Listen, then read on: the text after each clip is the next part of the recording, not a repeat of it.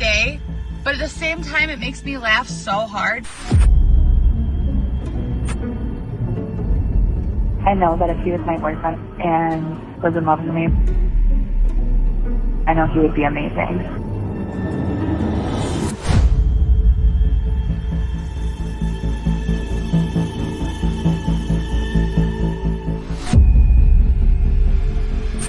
I cannot wait to see him.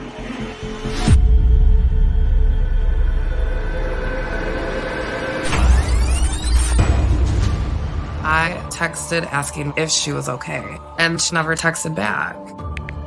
I asked her friends, acquaintances, anybody, if you have seen her, contact me. By 7 o'clock in the morning, I'm in full mode panic. And then I told her, we need to go to Grand Rapids. It was like time stood still. We knew something was wrong. That's when I see blood. I'd yell at my girlfriend, call the cops, call the cops. I opened the bag, and there were human limbs inside that bag. I remember thinking, what kind of animal does this to a person?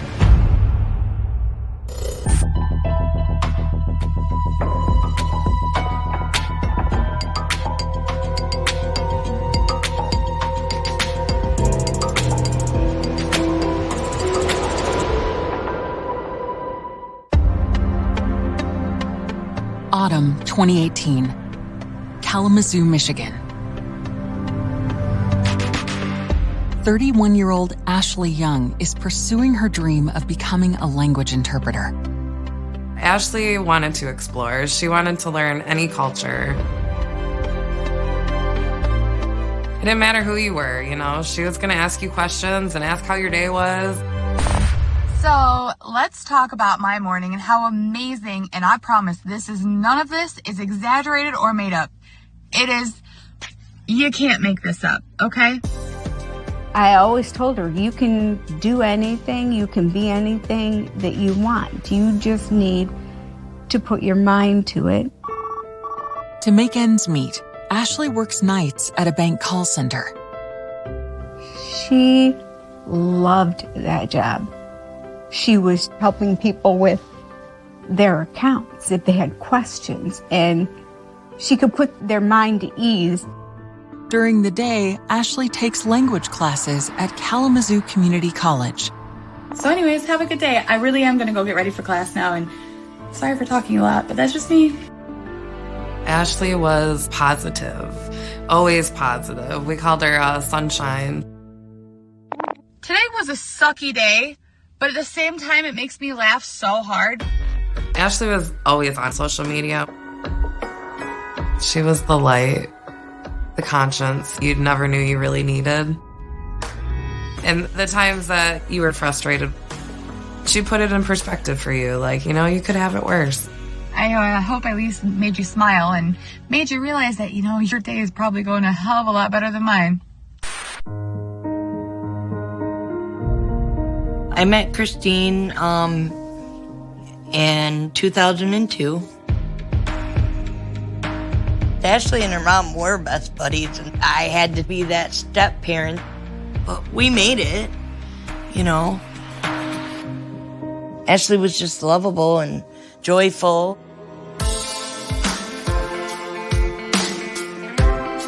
I met Ashley the first day of 10th grade. We had a couple classes together. We had choir together. We'd sit in our car for hours just talking in her mom's driveway, listening to music, singing, and just being silly girls. And then after school, we're still inseparable. After high school, Ashley puts her dreams of studying languages on hold. She works a series of jobs, and when she is 24 years old, she meets Moody Farhan. The two quickly fall in love, and within a couple of years, are living together. She had never really dated or been with anyone until Moody, and he was her first love. She adored him, and he adored her, and it was just like a little fairy tale. Moody loved her, and he had already, gave her a promise ring. They were together almost 7 years. But by 31, Ashley has decided to make big changes in her life. Not only is she in school working towards her dream job, but she also decides that it's time to end her long-time relationship. She was trying to balance work and going to school, and they were both kind of just at a different point in their life. After the breakup, on November 10th, 2018, she surprises her best friend Samantha with a trip to Detroit. She took me to Detroit to go to a concert to go see Tosh Sultana, an artist that I love. That trip was amazing. This is Facebook Live, by the way. Oh, wonderful. Oh, you look so pretty. After our concert, we just talked about life, just talked about where we were both at that time, about her and Moody and about how she was going to be moving out. She was nervous, but it gave her something to look forward to. When she brought me home, I didn't know that that was going to be the last time I ever saw her. A week later, on November 18th, Ashley meets her mom, Christine, to begin packing up her things from the home she shares with Moody. Her and Moody were moving out of their apartment, so we put everything into storage for her. Ashley asks her mom to come with her at the end of the month when she'll sign the lease on a new apartment. Ashley was beyond ecstatic about getting this apartment. Talking to her, you would have thought she was winning $1 million. You would have thought she was decorating a mansion, the way she would talk. And that was the last time I saw Ashley.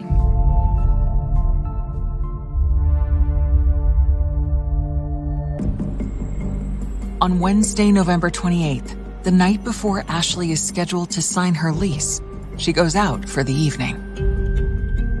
Ashley checks in with her mom, but does not say where she is headed or who she is meeting. The last time I got a message from Ashley was at 5:55. And she said that she was almost to her destination. That's not Ashley. Ashley would say, I'm at Walmart or yeah, wherever she was, but she said destination.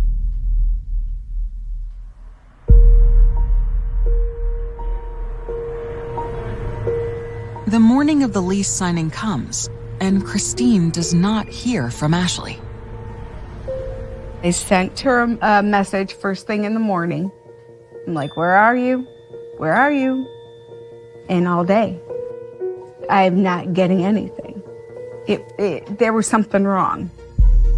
I called Ashley's work, but nobody has heard from her. And that's when it starts hitting me. Where is she? And it just snowballed from there. You're not answering. I am worried. You don't tell people where you are going. You don't have to tell me, but damn it, you need to tell someone. I need to know you're okay. You need to contact someone and let somebody know. November 30th in the morning, I called the police to file a missing persons report.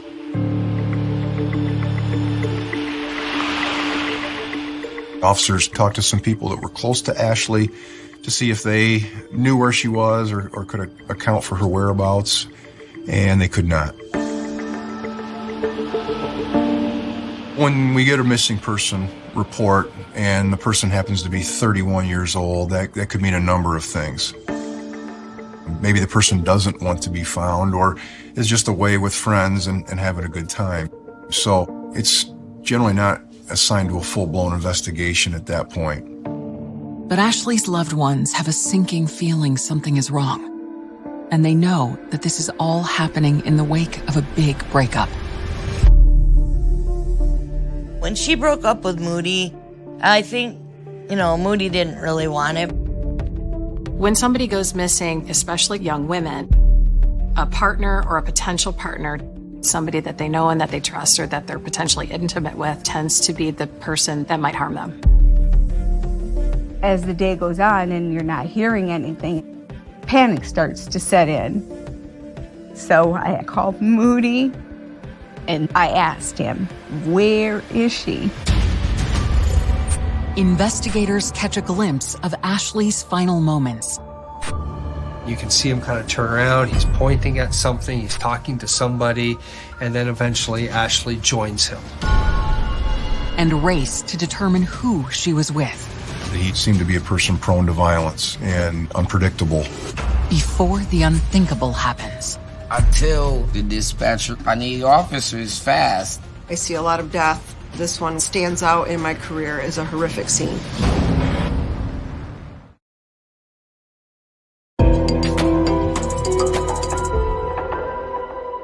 And Moody. Prior to them actually breaking up, Ashley told me there had been a couple arguments and their relationship did hit a couple walls. But Moody appears genuinely distraught about Ashley's disappearance. He starts panicking because he don't know where Ashley is, and that's why he got with us in the middle of the night. Moody was right there with us, looking for her. And he was so hurt and so upset. Moody loved her, and I knew she loved him too. When Moody provides police with information about his whereabouts for the past several days, he is cleared by law enforcement. Christine makes a plea to Ashley's friends. I put out on Facebook that I haven't heard from her, can't get in contact with her. I asked her friends, acquaintances, anybody, if you have seen her, contact me. Meanwhile, Christine uncovers a possible lead on Facebook. Christine goes into her daughter's Facebook activity and is able to see that she's been communicating with a person named Jared Chance in recent days. Jared Chance is an old friend of Ashley's. 6 years ago, they spent a lot of time together hanging out as friends. There might have been an attraction there, but Ashley was not that type because she was in that relationship with Moody. And then Jared disappeared. So she never heard from him in 6 years. During our trip to Detroit to go to the concert, she had said that he was really reaching out. They started talking more and more, and then Jared called her because he needed a ride home. And so she went and helped him.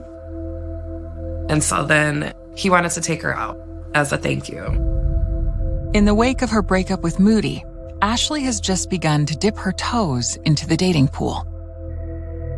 She was texting me about having feelings for Jared, just asking for advice on what do you think I should say? Should I say this or should I say that? And yeah, I just want to get it perfect. Ashley leaves another friend a voicemail expressing her excitement about Jared. Jared is so hard to read, but I know that if he was my boyfriend and he actually was in love with me, I know he would be amazing. I cannot wait to see him on Wednesday. Wednesday, November 28th, the night Ashley vanished. Once I found out that Ashley was with Jared, I asked if anybody had his phone number. One of Ashley's friends does. So Christine calls Jared to see if he can help. She asks him, do you know where my daughter is? Do you have any information?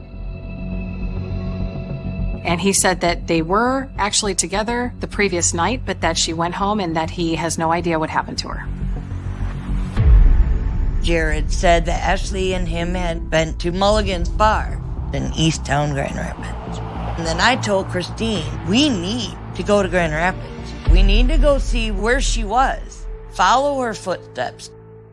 Grand Rapids is about an hour north of Kalamazoo, where Ashley lives. Grand Rapids is a college town. It's a huge city. It's the second largest city in the state of Michigan. Ashley's moms arrive at Mulligan's on November 30th. So I talked with the bartender at Mulligan's, and we were able to go look at the security footage. You could see Jared and Ashley wandering around the bar. She ordered a drink. She's smiling. She's laughing. She's being Ashley. I wanted to pull her off the screen and take her home. But the footage doesn't show her leaving the bar. Despair and desperation start sinking in for Ashley's loved ones. It was like time stood still, you know, in a sense, and you just had that pit in your stomach. You knew something was wrong. And we just went driving around Grand Rapids looking for Ashley. We walked down the railroad tracks. We poked around ponds, lakes. There was nothing. It's almost like you think you're dreaming, but you're not dreaming. Everything was a wild goose chase.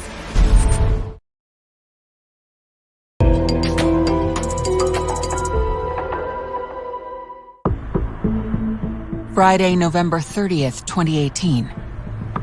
Christine Young has had no luck finding her missing daughter, Ashley. But she has discovered that Ashley was last seen at a bar with a friend named Jared Chance on the night she disappeared. She takes what she's learned to the Grand Rapids police. Christine Young asked for the police department to help, but if it was Jared, we need evidence, you know. You can develop theories, but theories won't get you a search warrant. Theories won't get you an arrest warrant. You need evidence. You need facts. Frustrated, Christine reaches out again to Jared. He previously told her that he and Ashley went their separate ways after going to the bar on November 28th. She begs him to share anything else he can remember.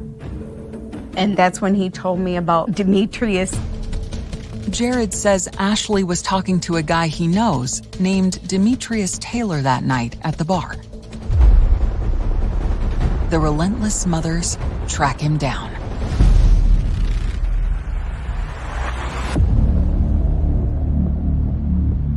When we got there, he's like, I don't know Ashley. I don't know your daughter at all. And he opened up his phone and showed the text messages where Jared said, hey, Ashley's mom's gonna call you, and you have to say that Ashley was just with you, and you guys were just together. And Christine was reading it, and she's like, no. Demetrius said, you can copy it, give it to the police, whatever you need to do. Even though we didn't know him, we kind of hit it off. And because he was compassionate and was understanding what Christine was going through, and he said he has kids, he understands. After that point, I think everybody kind of knew that we just didn't get the whole story from Jared. It just became more and more plain that Jared was trying to stall. I had always told her that I didn't think that he was good for her. I didn't think that he necessarily had the best intentions for her, or that he knew how to be a good man. Christine and Dana decide to head to Jared's apartment to confront him face to face. That same afternoon, a resident of downtown Grand Rapids makes a shocking discovery. I was living in Grand Rapids on Franklin Street. 2 apartments downstairs, single father, custody of my 12-year-old daughter. My girlfriend had been complaining about a bad smell in the apartment for, about a day and a half. And me, I'm thinking, it's dead mice in the walls or something. But the smell was definitely strong. My cat runs in the basement. So I had to go to retrieve my cat. So I opened the door so the light from the day could shine down into the basement so I could see.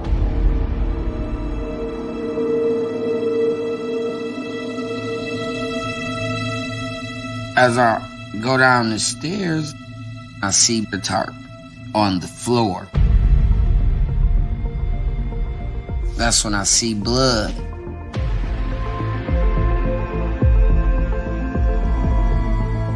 I make it to the top of the stairs at full speed. I'd yell at my girlfriend, call the cops, call the cops. Our house been having a real bad smell lately.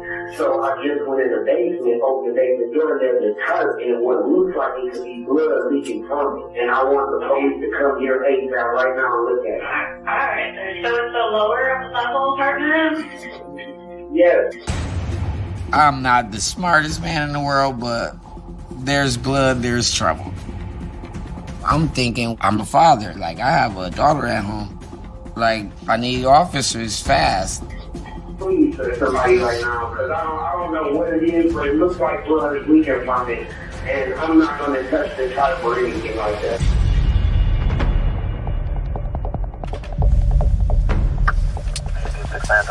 GRPD showed up at that address not too long afterwards. Like most police agencies, they all have body cameras on now. Okay. Where are we going? Share basement? And so we're able to watch the officers go into the basement.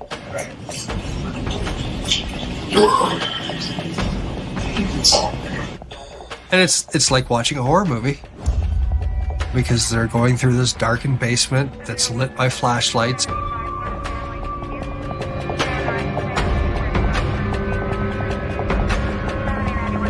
They look at the tarp and see something that they will never ever forget. Everybody back out. Just get in there.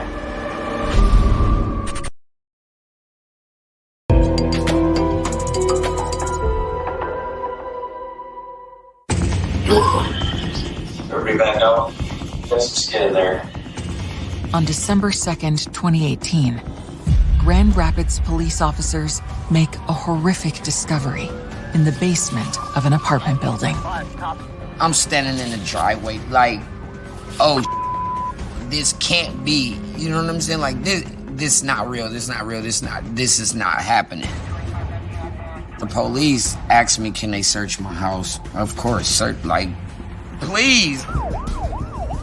Among the officers who respond is the detective who Christine has asked for help in her search for Ashley. By the time I got there were officers in front and back of the house, making sure that nobody went in or came out without us knowing it. Okay, the tarp is laying on the stairs, the last 3 stairs. I then entered the house, went down into the basement where this tarp was found. So this tarp was quite large and it had a zipper on it. I unzipped the bag and we then discover the body of a woman with the arms and legs and head missing.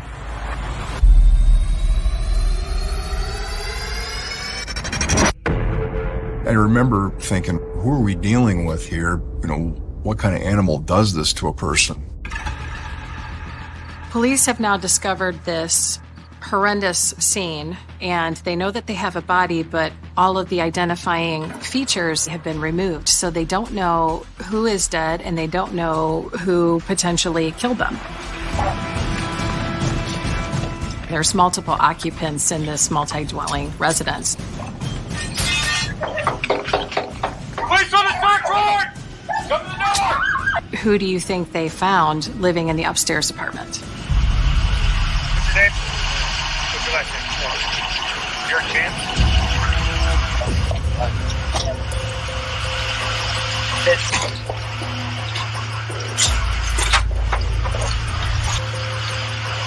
Jared was secured in a police car and transported to our headquarters. It didn't take long to realize that this case was going to be different than most.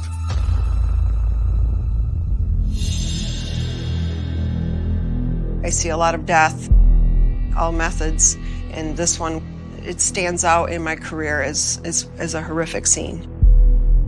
I went up the stairs looking for the rest of the body.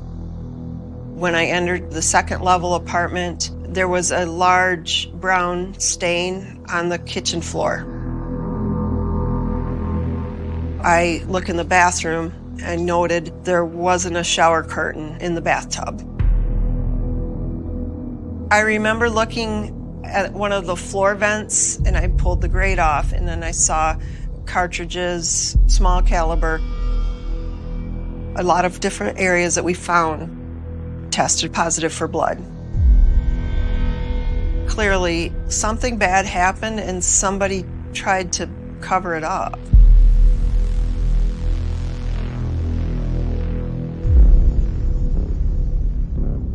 As we made our way out of the apartment, back to the stairwell, we found a box about midway on the landing. So I start to open the box, and I see a black trash bag. I opened the bag, and there were human limbs inside that bag.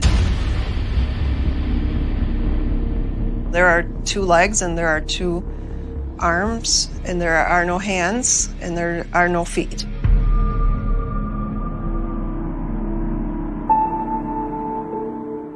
At that very moment, Ashley's family is headed to Jared's to confront him for sending them on a wild goose chase with Demetrius Taylor. They have no idea that it is now a crime scene. We pulled up at 6 o'clock and the yellow tape was around Jared's house. I was screaming at the officer that was stopping us from going any further. And I'm telling him, my stepdaughter's up there. My stepdaughter was with Jared. And he said, ma'am, I can't tell you anything. And I said, well, her mom's right over there. And the only thing he could say is, go tell mom not to leave. And I'm like, no. It can't be. It's not Ashley. It's not. I didn't want to believe it. The police explained that they were doing DNA because it was that bad. They couldn't recognize her. Without the confirmation from DNA, we certainly couldn't say these remains belonged to Ashley. But it was pretty clear to everybody involved that the remains were very likely to be, unfortunately, Ashley's. I just have to prove it. Police now have the one person who can explain the gruesome scene in their custody. So Jared was kept in our county jail, but the investigation doesn't stop. We found 2 spent .22 casings in the apartment, which led me to believe that this was a shooting. We'd also found out that Jared Chance did have a .22 caliber pistol that was now missing. So at this point, we have a body found in Jared Chance's house. At the same time, we have Jared Chance present in the house. We certainly would like to hear from Jared what happened.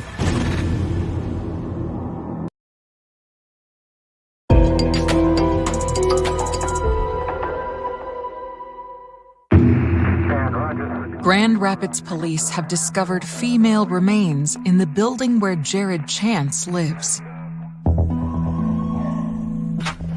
They need Jared to tell them if this is Ashley Young. Jared Chance was taken into custody and transported to our headquarters.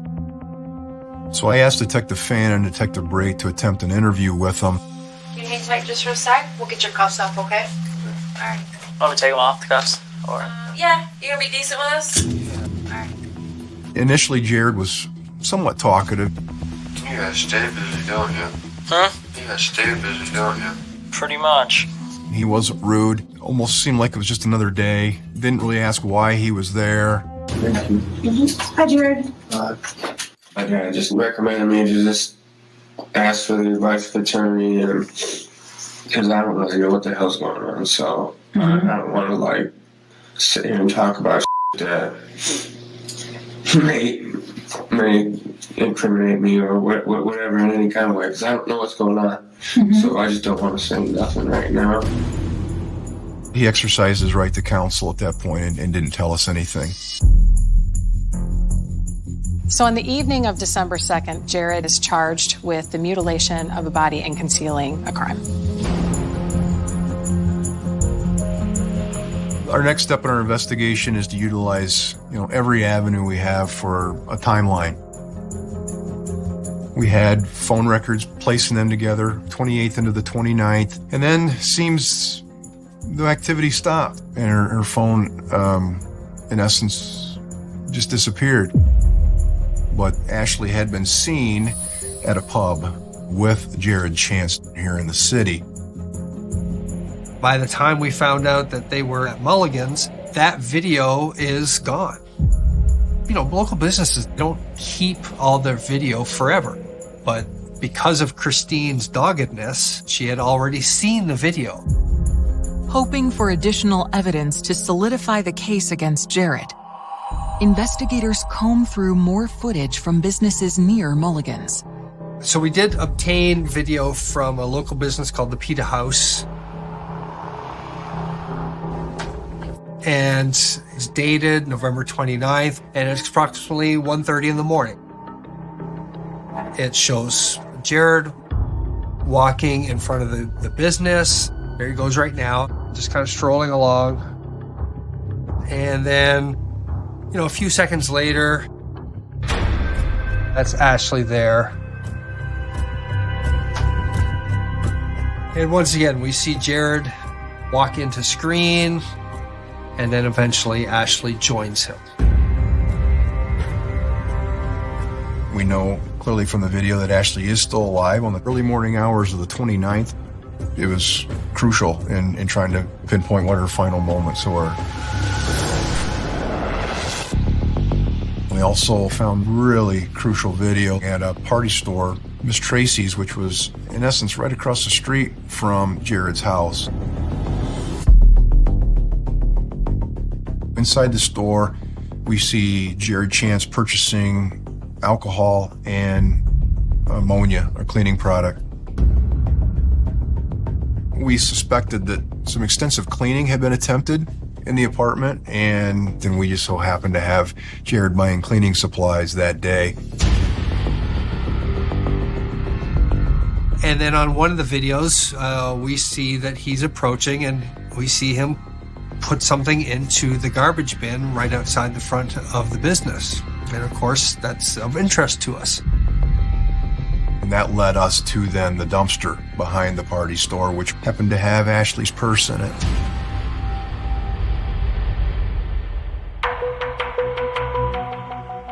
Based on the evidence, we were fairly confident that Jared killed Ashley in the wee hours of the 29th. But this theory remains speculation until authorities can officially confirm the body parts found belong to Ashley. Waiting for the DNA. I didn't want to believe, and neither did Chris. If this isn't her, then she's still out there somewhere. She's missing. So we're still looking. Ultimately, they came back a few days later and said that all of the evidence that had any sort of blood tissue on it belonged to Ashley Young. So we knew that definitively then that Ashley Young had died. I never thought anyone could bring that much pain to so many people. I never thought about murder. You always see it on TV. And it's never going to happen to us. But it does. I just want to know where the rest of Ashley is. I want to bring her home.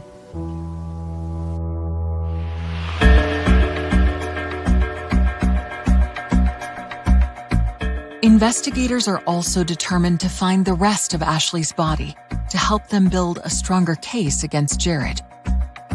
They hope his cell phone data might lead them to her. Using cell phone records, we knew that Jared had made his way out to Holland, which is a little city just west of Grand Rapids. And that's where Jared's parents live. Our interest in the parents was they were with Jared on the same day that we made the discovery of the body. The fact that Jared wasn't talking to us, we hoped maybe the parents would lead us, to some of the answers that we were looking for. And so we go and take a trip to Holland. James Chance, Jared's father, answered the door. I explained to him that we had a search warrant, that this was non-negotiable, that his house was going to be searched. I spent the next several hours with the Chance family while our detectives and other officers and forensic techs processed and searched their house. His father was a retired police officer, and he made a comment about, I'm glad I'm not investigating this case, that this is a tough case. And I started thinking, how do you know it's a tough case? What do you know about this?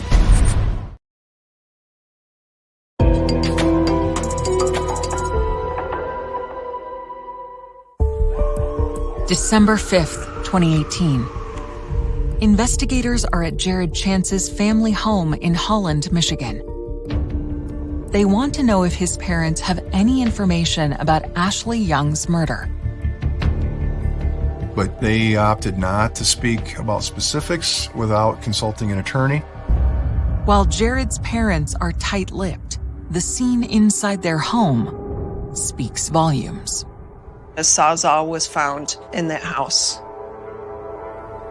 There was tissue observed on the blade. In the Honda CR-V, which was in the garage, we found a small trace of blood. They also located a bloody shower curtain that also was connected to Jared's apartment in Grand Rapids. The evidence throughout the home convinces investigators that Jared's parents helped him cover up his crimes. It was a shocking revelation for all of us. Within 3 to 4 hours, Jared Chance is charged with murder, and his parents are charged with being accessories after the fact in the mutilation of a body. We learned that they drove to Grand Rapids on Saturday, December 1st. Jared loaded some boxes into their Honda.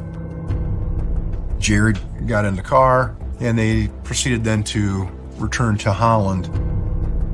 One of the main goals is trying to locate Ashley's head, hands, and feet. I appealed to them as parents, trying to get them to consider how Ashley's family was feeling. And essentially I got very little. Jared seemed to be a person prone to violence and unpredictable. He seemed to be a troubled young man that had a lot of various problems and couldn't hold a job, didn't have very close connections to friends and family. Ashley wants to fix people, and I think that that's what she saw in Jared. She was the one person who actually wanted to believe in him and push him to do better. Ashley believed there's always good in everyone.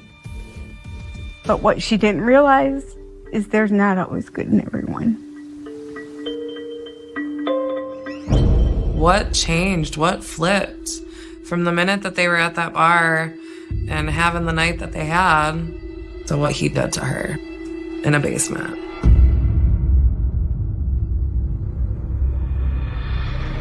The burning question, what happened in the final moments between Ashley and Jared, remains pure speculation. I think he made a pass at her. That was my first instinct. And she rejected him. And then I think he killed her. The trial begins today for a man accused of murdering and dismembering a Kalamazoo County woman. Whether it was showing these horrific photos to the jury, listening to the forensic techs who had to open up this box and find Ashley's limbs. Throughout the entire process, Jared showed zero emotion the entire time. Now the trial is in the hands of the jury. The defendant is, under count 1, guilty of second-degree murder. Under count 2, guilty of tampering with evidence. Ultimately, the jury convicted Jared Chance of second-degree murder, tampering with evidence, of mutilating a body, of failure to report a death. Every single charge that was before them, they convicted him of.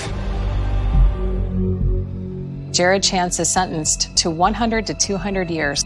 When the sentencing was handed down, her mother got in front of this entire courtroom. I cry 7 days a week. 7! Jared Chance, I hate you. I want to rip you limb from limb. Jared's parents now must face justice. Barbara Chance decides to take a plea, and she actually only serves 45 days in jail. But the father, James, decides to take it to trial. James Chance is acquitted of perjury, but is convicted of an accessory after the fact. So he gets a year of probation, including 1 month of jail.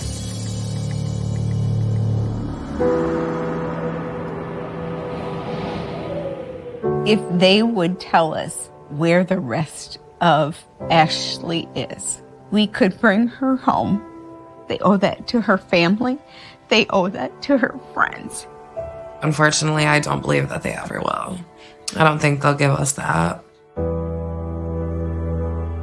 So anyways, have a good day. I really am gonna go get ready for class now, and sorry for talking a lot, but that's just me. If you were lucky enough to have Ashley in your life, and she considered you a friend,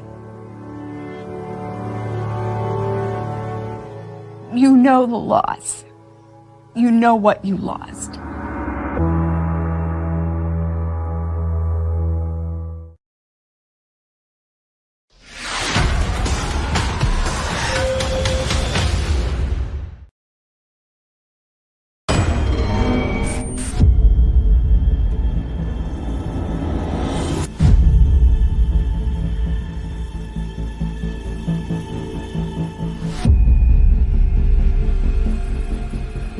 That photo is the last thing that anybody will see of her alive.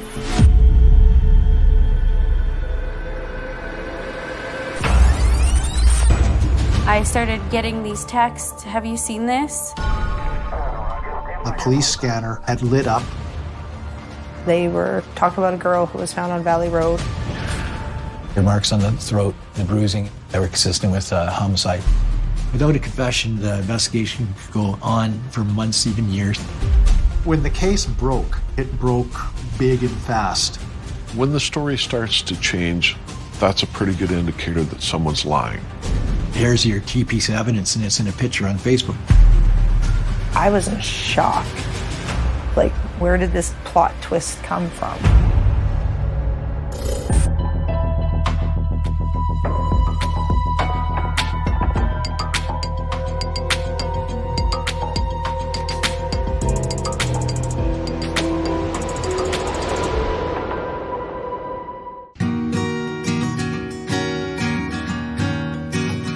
March 2015, Saskatoon, Canada. A picturesque town straddling the Saskatchewan River. 18-year-old Brittany Gargle is a senior in high school with a bright future. I met Brittany in 8th grade. We were in gym class and we had to be partners, and we played dodgeball, and after that we found out that we lived 5 blocks away from each other, and we would always hang out. I just thought she was kind of bubbly and hyper and very friendly and outgoing person. And I like that about her. Me and Brittany love to do our hair, makeup. Every night she'd knock on my window and we would sit outside and talk, and she'd bring pizza and Slurpees. She treated me like a sister. If I didn't have money for anything, she would hand it to me. If she didn't have anything, I'd give it to her. She was just somebody to lean on. Brittany also impresses her friends with an unusual level of responsibility for her age. She was 17, she was working full-time, she was going to school full-time, and she had goals. She was definitely driven to get what she wanted. She wanted to build and own her own hotels. I knew right away that this girl was going to go places and do things.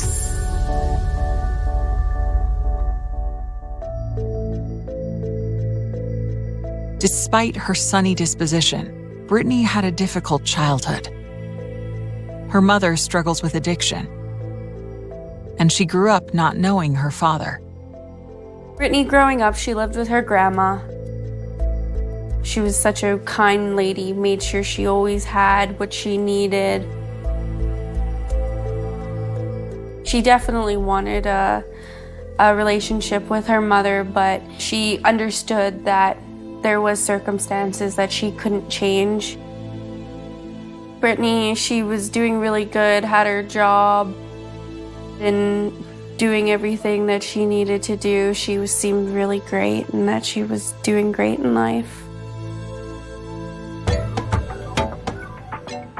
On March 24th, 2015, just months before graduation, Brittany makes plans to go out with 18-year-old Cheyenne Antoine, a good friend she's known since 9th grade. Cheyenne, she just seemed like a quiet, nice girl when I did meet her. They would go for walks and hang out outside. Brittany and Cheyenne had developed a close bond because they both had difficult childhoods. Cheyenne had this history where her folks had died. She was raised in the foster care system and then suffered sexual abuse.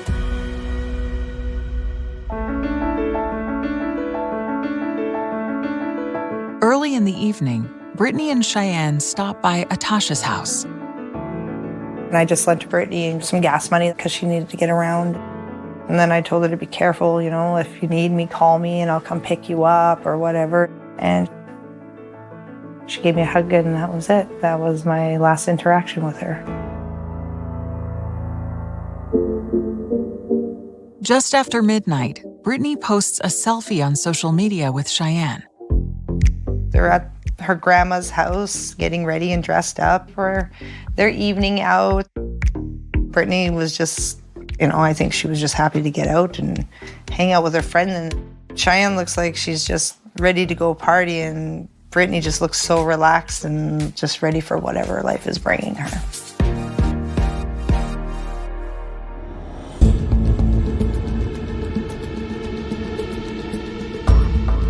Six hours later, at 6:02 a.m. on March 25th, Saskatoon Police Radio Dispatch sends out an alert. That particular morning, I was already out at the scene of a shooting, and the police scanner lit up.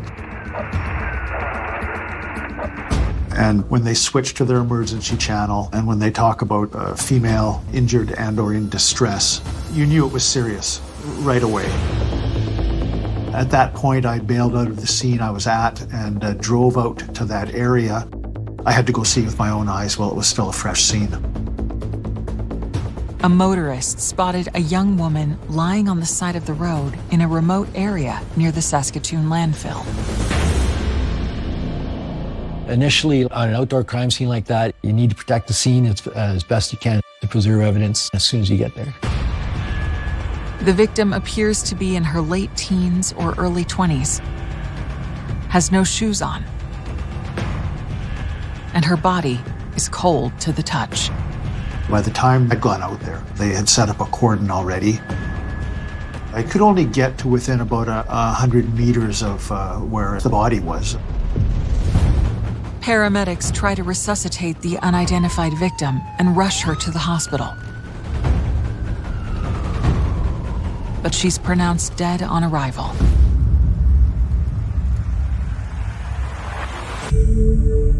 Police immediately suspect foul play. The signs that she was the victim of a homicide were pretty obvious. The marks on the throat, the bruising, and all the injuries that were consistent with homicide. At the crime scene, investigators find several potential pieces of evidence: a leather jacket, a belt, and a woman's watch. The fact that her body was found on the outskirts of town raised a lot of red flags for investigators. My first instincts were that it was like a sexual predator type murder. There was no immediate suspect. There was no motive. There was nothing there. Because I've covered crimes like this in the past, I thought this was a body dump. If I've hurt somebody and want to dispose of their body, this is the first natural point where you would throw a body out of a vehicle, because you've just cleared the last neighborhood. Nobody's going to see you there. It seemed pretty clear to me, based on my experience, that this is not where the person had had the bad things done to them. So right away, you had a scene that was not the crime scene. I think there's always that kind of concern about, is this an isolated incident? Is this random? The killer is on the loose. That's often where my mind goes when I start to get into an investigation and start to cover crime cases.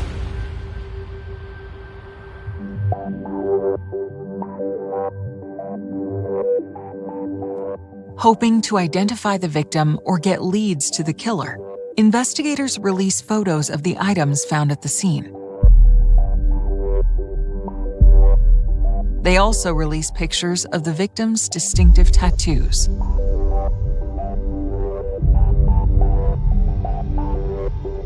I think I turned the TV on around 7:30, and I turned on the news. They were talking about a girl who was found on Valley Road, and I was like, wow, that's just right down the street from where I live. And they said that they're still trying to identify her.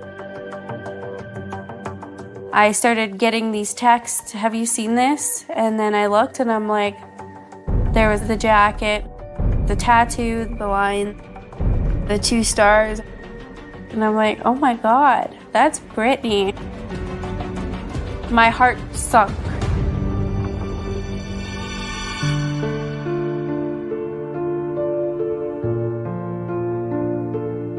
I literally dropped on my couch and started crying because I was like, this is no way.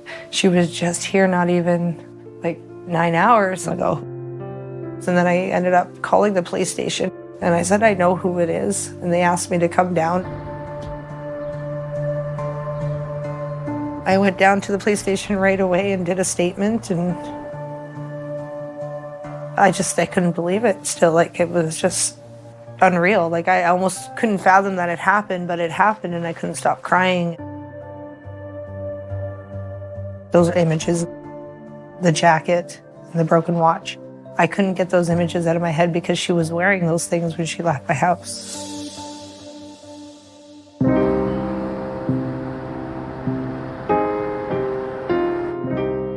So they had the identification fairly quickly, but that's all they had. Like, why? That was the last night of her life.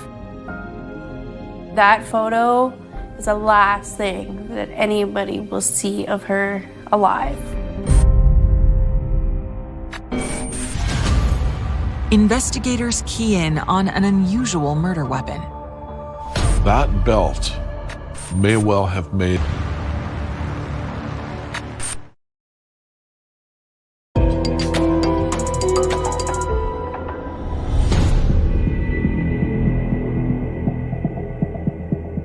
Police in Saskatoon, Canada have learned that a murder victim found dumped on the side of the road is a local high school senior, Brittany Gargle. This was a young woman who didn't fit the image of someone you would expect to find dead on the edge of town. She wasn't living on the street. She had stuff together. She had jobs. She had a family. She had all of those things.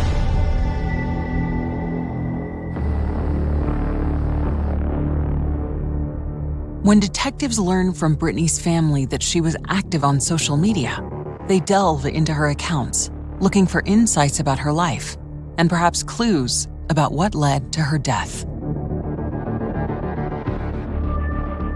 The police found the photo of Cheyenne and Brittany together, the selfie on the Facebook page. It was the last photo of Brittany Gargle. They had a selfie posted of them on Facebook 6 hours before Brittany's death.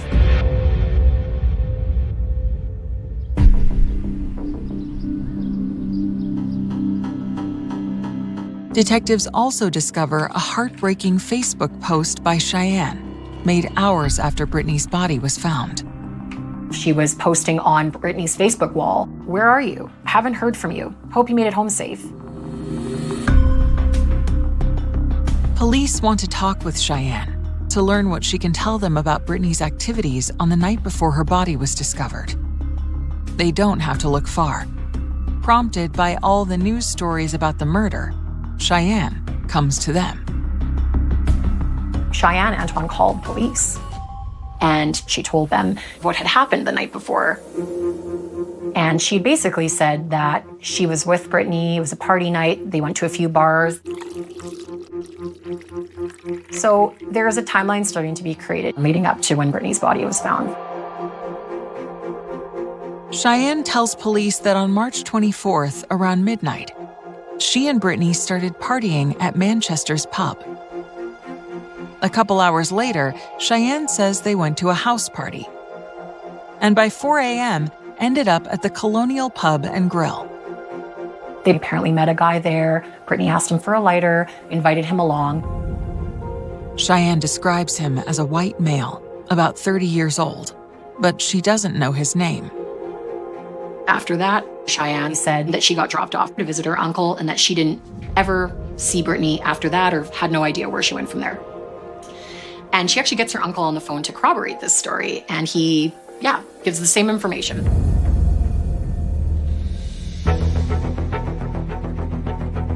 As investigators begin trying to identify the mystery man Cheyenne says she last saw Brittany with, on March 26th, the day after Brittany was found by the side of the road, the results of her autopsy come in. It was clear that Brittany had not been sexually assaulted. She died of suffocation by ligature, basically strangled to death. From the patterns on her neck, it wasn't a rope or a shoelace, but it was something else that left unusual marks. One of the items of clothing that was found alongside Brittany's body was a belt. And the belt became a very interesting part of the case because they believed that the belt was the murder weapon.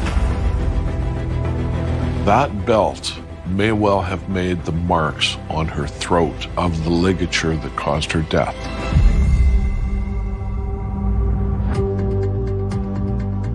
Brittany's family doesn't recognize the belt as belonging to her. Detectives send all of the items found near Brittany's body to the crime lab for DNA testing. When the results of the DNA tests come in, they show traces of Brittany's DNA on the belt, along with one other unidentified individual.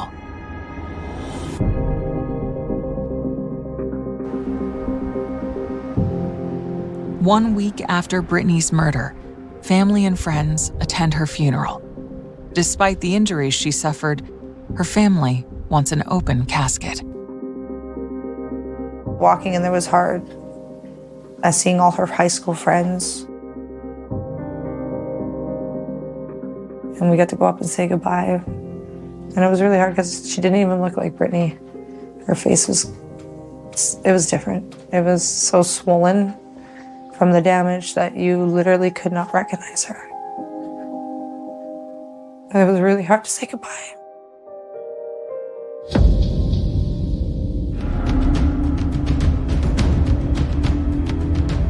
As Brittany's friends mourn, detectives continue to follow up on the information provided by Brittany's friend Cheyenne. They visit the bars she says the pair went to, hoping to find surveillance video of the man Cheyenne says she saw with Brittany. Everything you do is on camera now. And it's such a big part of homicide investigations now.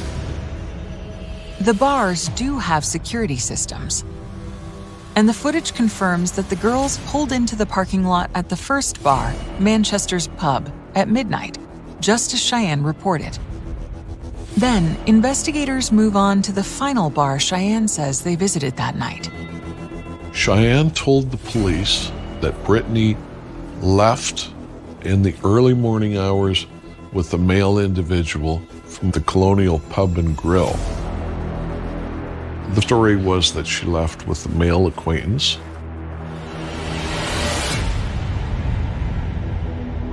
The police, of course, checked the surveillance videos from those two pubs.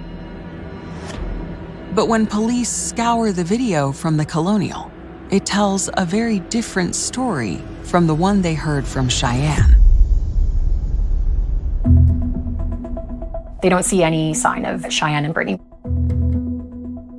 When Cheyenne said they were at the Colonial Pub and Grill and that Brittany left with another male, police knew that wasn't true when they watched the surveillance videos, and that simply did not happen.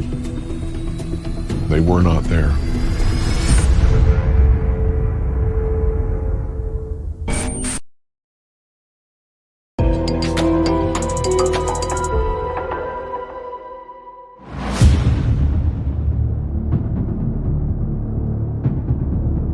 Police hunting for the killer of 18-year-old Brittany Gargle are reviewing hours of surveillance video from the last bar she is thought to have visited on the night of her murder. But they can find no images of either Brittany, her friend Cheyenne, or the man with whom Cheyenne says she left the bar. Well, geez, they don't turn up on any other surveillance video. That really threw people. Police are now very suspicious of this narrative they've been given. And what they did is start going through Cheyenne's story and looking for inconsistencies.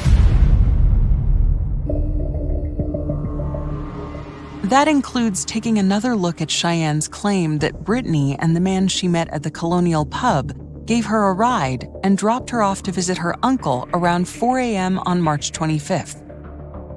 A story her uncle corroborated. So detectives obtained the security footage from the assisted living facility where Cheyenne's uncle lives. They examined those surveillance videos, and that was not true either. So her story was starting to fall apart.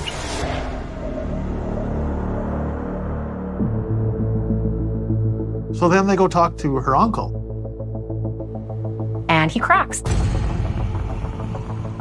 And he basically says, yeah, my niece made me make it up because the real story she gave me was a lot more intense.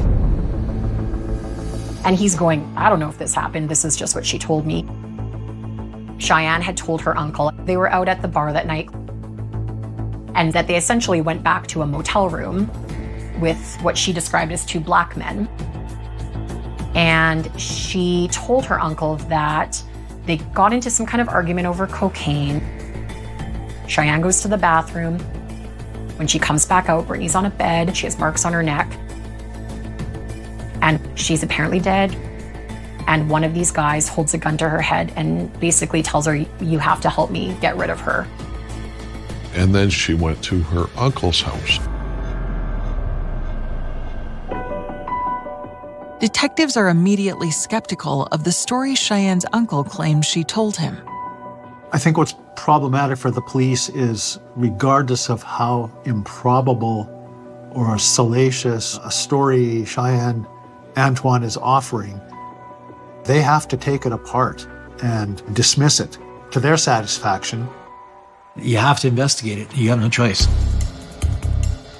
That's the definition of what a police investigation is. You have to be able to say, actually, we did check this out. We looked at the video, and there were no black drug dealers at the Colonial, or wherever the hell you were saying you were that night. It just doesn't add up. Cheyenne's second story two blackfellows killed Brittany was thoroughly investigated, and that clearly did not happen either. That didn't make a lot of sense.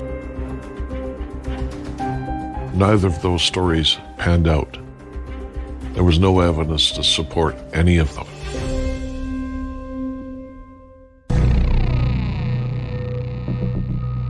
Cheyenne's inconsistencies and outright lies earn her another interrogation. On May 5th, 5 weeks after Brittany's murder, detectives interview her again. But this time, they meet at the Saskatoon jail. Because Cheyenne has recently been arrested for shoplifting.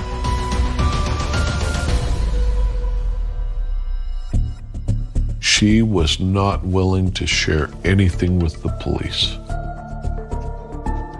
She wouldn't talk about that evening at all. That made it difficult. But with her various stories, and her various stories not checking out, it became obvious that she was a suspect.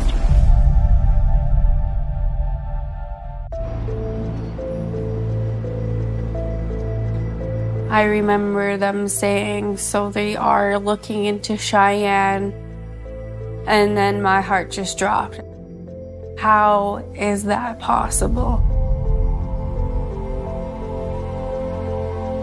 I was in shock. And I just looked at my partner, and my partner looked at me, and we both were like, she was in our home a couple times. Like, what happened? Where did this plot twist come from?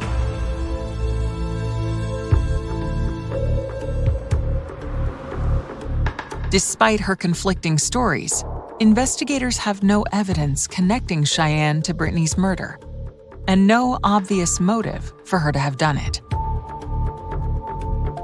Even though you strongly suspect a person of the crime, you have to keep a clear mind and not get so laser focused on the person telling the falsehoods that you get basically tunnel vision and you miss a possible suspect.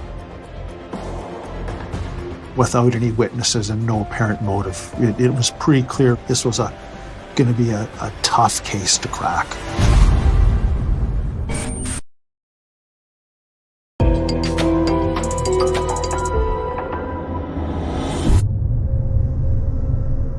Two months after Brittany Gargle's murder, police have identified her friend Cheyenne Antoine as a suspect.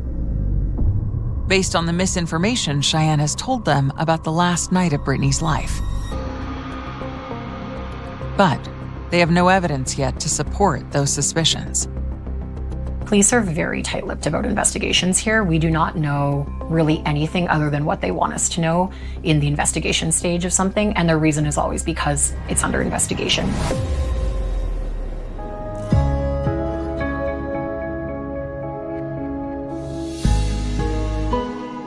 Everybody was getting very upset. They couldn't understand, why is this taking so long? And that's why a lot of us started thinking, like, maybe, this is going to be one of those unsolved mysteries. Why? What happened? Like, why does nobody know what happened? Like, this could happen to anybody else. It just drove me crazy.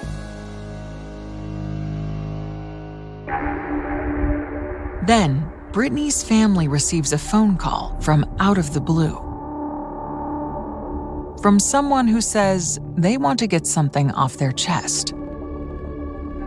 A relative of Cheyenne's, her auntie, admitted that the night that Brittany died, Cheyenne had driven up and was in a panicky state.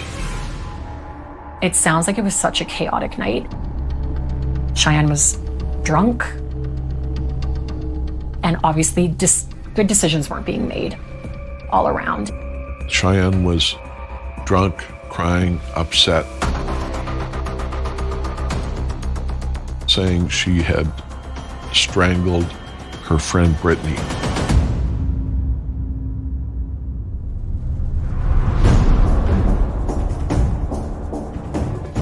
Brittany's family immediately reports the call to the police.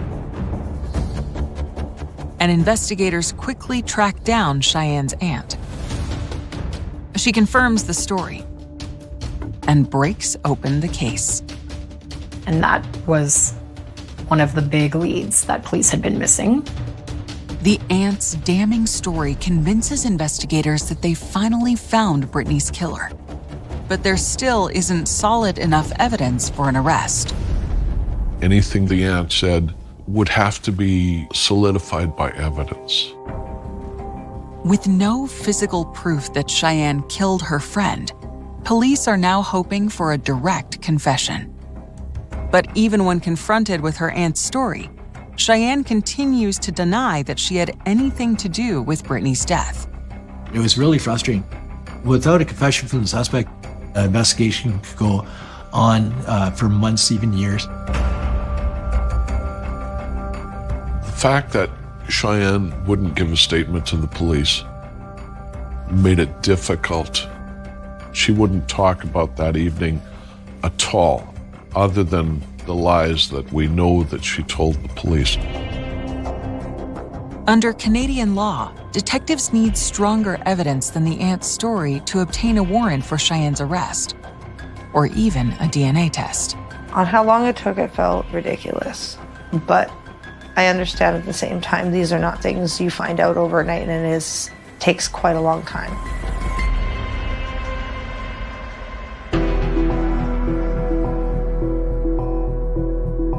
On September 10th, 2015, 6 months after the murder, Cheyenne posts on social media about how much she loves and misses her friend. It presents like somebody who's really genuine and worried about their friend. She posted that long paragraph about, I hope whoever he is, he's found. I knew there was something more to it, just didn't seem right.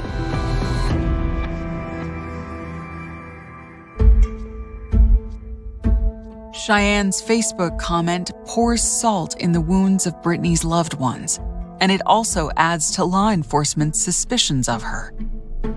It just must have been maddening for them, because they would know. We've got so much, but we don't have it all. The case drops out of the headlines, and to those outside of the investigation, it appears to go cold. I mean, nobody was talking. Everyone was kind of wondering what had happened with Brittany Gargoyle's death.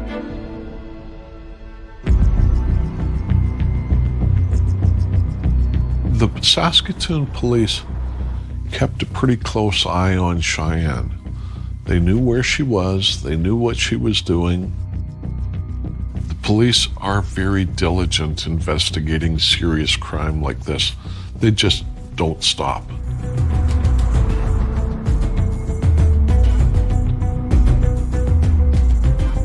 As part of that effort, detectives decide to take a fresh look at all of the evidence they've collected.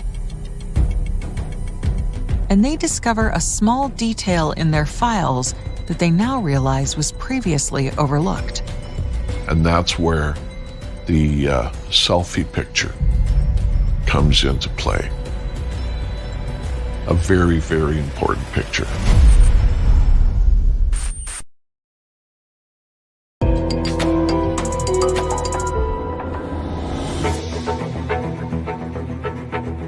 When investigators re-examine their case file in the murder of Brittany Gargle, they realize a key piece of evidence may have been hiding in plain sight.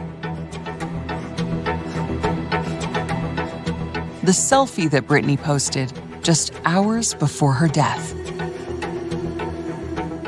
We had the photo of Cheyenne and Brittany together 6 hours before she died. And if you look closely, tucked in the bottom corner of that photo, Cheyenne's wearing the belt they found at the scene. It's this thick black braided belt. It's quite distinct. I mean, you wouldn't have thought anything about it if you had just regularly looked at that photo. It's not sinister, just presents like two smiling friends. I think that was like an aha moment.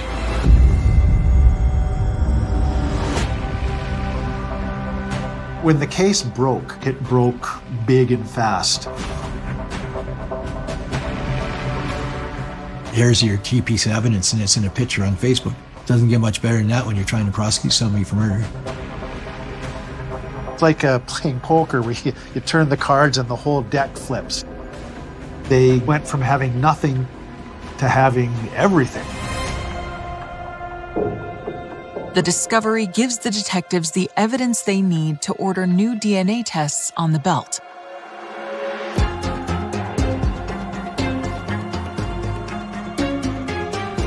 It has both the girls' DNA on it.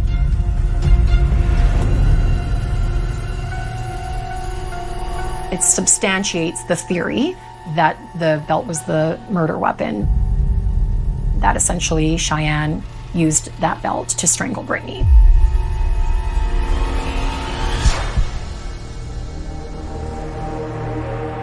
Now that they have the evidence they've been looking for, tying Cheyenne to Brittany's murder, detectives bring her in for one more interview. You should always attempt to get a confession. It lets them tell what happened in their own words, even though you investigated and you have a clear picture of what happened. But Cheyenne still will not confess. In fact, she still refuses to talk at all. Cheyenne was just shutting down at that point. Maybe it was weighing on her.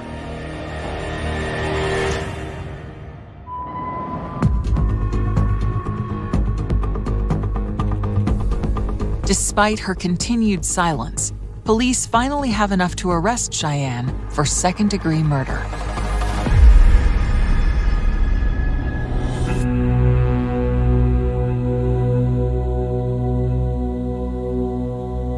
It was shock and happiness because we finally had some answers. So I was happy about the answers, but I was shocked because of who it was. We honestly thought it was just she lost her friend. And we all felt bad for her. Now it makes me angry. Don't know how she slipped through the cracks for so long. It was just shocking.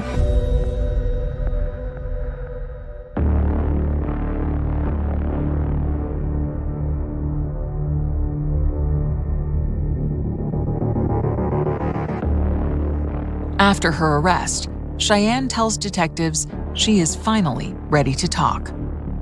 She basically said it was a party night. They had gone at least to a house party that had been corroborated, and lots of drugs and alcohol were being used that night. By all accounts, both women were intoxicated. They went to a few bars. She says that her last memory is at 4:30 in the morning of being in a McDonald's, and that she remembers, she didn't really use the term getting into a fight with, but Brittany getting frustrated over something.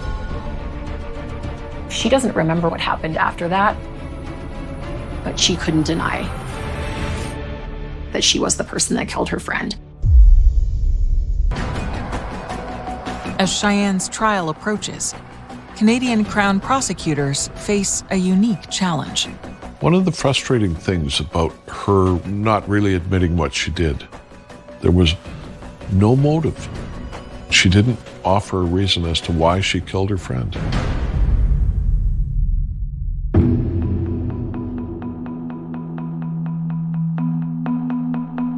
It's one of those cases where we really didn't get an answer as to why this happened. And that has a lot to do with drugs. The fact that Cheyenne was so intoxicated that night that she can't remember killing someone, I think speaks volumes to the unanswered questions of this case. What could have made Cheyenne so angry in that moment that that's where her anger went? So all of a sudden, this notion of culpability is a little more unclear. There's no clear motive. And the Crown, by law, is obligated to go through a checklist of factors to take into account. Her family circumstances, education, addictions, poverty, all of that.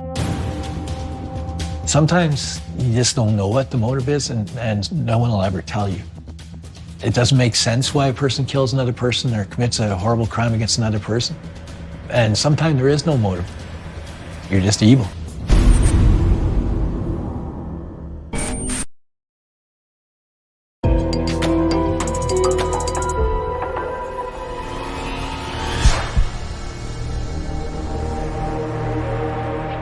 Years after the murder of Brittany Gargle, her friend Cheyenne Antoine is charged with second-degree murder. Cheyenne claims that due to the drugs and alcohol she consumed, she has no memory of the night that Brittany died. As her trial approaches, prosecutors believe they can prove Cheyenne killed Brittany.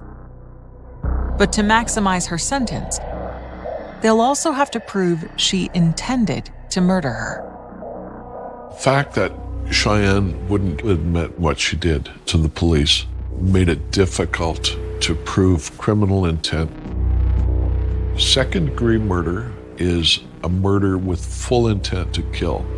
Manslaughter can have the reduced intent to kill. We accepted the plea of guilty to manslaughter on the basis that she was drunk at the time. Cheyenne Antoine is sentenced to 7 years in prison. She is eligible for release in 2024.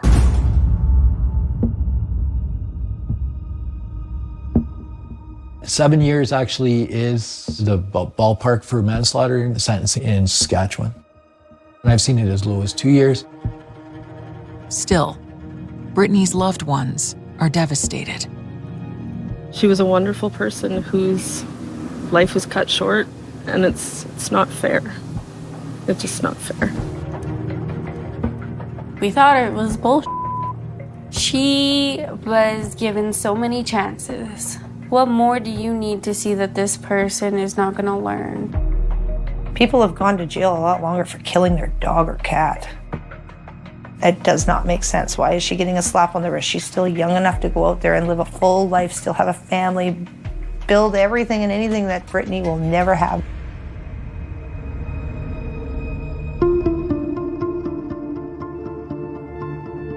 Brittany's friends are in disbelief that Cheyenne could forget strangling her. I think she knows and remembers, but is playing it off as, I was inebriated and I'm going to use that card. And I don't think that's fair either. They also struggle with how long it took for police to connect the dots and make an arrest.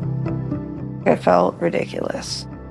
We're not going to look at a picture and be like, oh, look, there's the murder weapon. But it was a little frustrating that the answer was right there. The existence of the photo and why it took so long to really definitively connect that to Cheyenne, I still don't really quite know.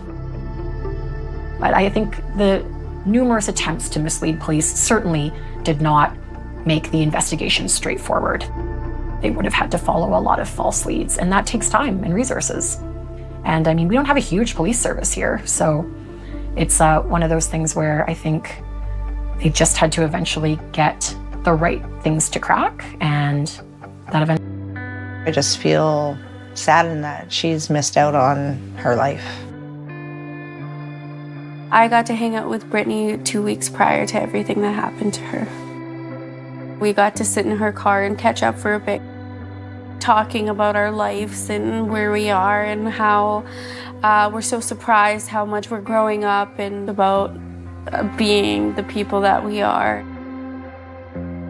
When I'm walking by the river and going for walks, every day it reminds me of her. Brittany was a very loving person, and she did everything she could to make another person happy. I'm glad that my last memory of her was her smiling and hanging out and laughing.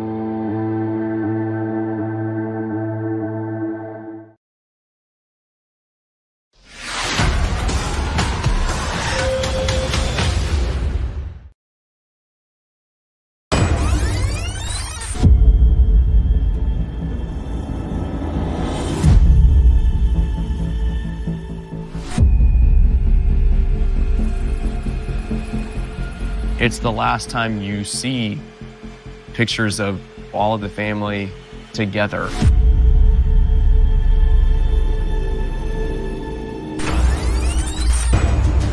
When that family was entering the house, he heard the gunshots. 911. Someone just shot our neighbors. Who shot them? We don't know. There was a small gun safe. It had been pried open. Was this just a home invasion that went bad? Sit there and think, what kind of relationship did they actually have? This is not the all-American family that everybody might think they are. In my opening statement, I told the jury panel, you're about to hear a tale of subterfuge, deception, and greed.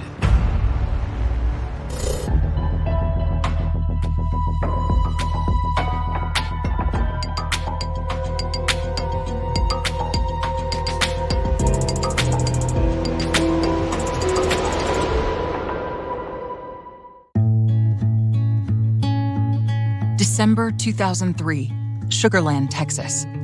Kent and Tricia Whitaker and their two sons, Bart and Kevin, have called this affluent suburb home for more than a decade. It's a perfect fit for their upscale lifestyle. Sugar Land was an amazing place to grow up. It was a community focused on faith, focused on friendships, relationships, a really tight-knit community. The Whitaker family was a pillar in the community. I attended a private school there in Sugar Land, and Kevin did too, and we were fast friends.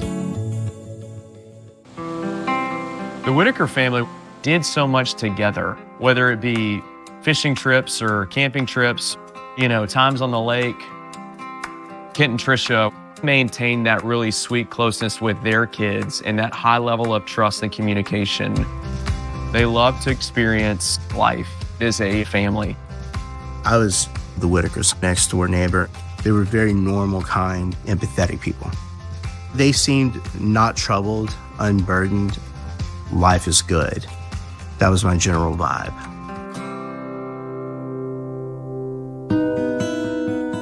To friends and neighbors, the Whitakers seem to have it all. A happy family where 19-year-old Kevin looks up to his 23-year-old brother, Bart. Kevin was very humble. He was a man of integrity, of character, incredibly honest.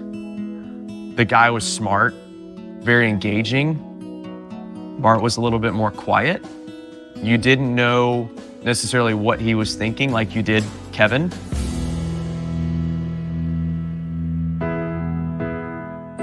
Kent Whitaker is the co-owner of a thriving construction company. A hard worker, his financial success means he can provide his family with everything they might want. His wife, Tricia, is a dedicated part-time elementary school teacher.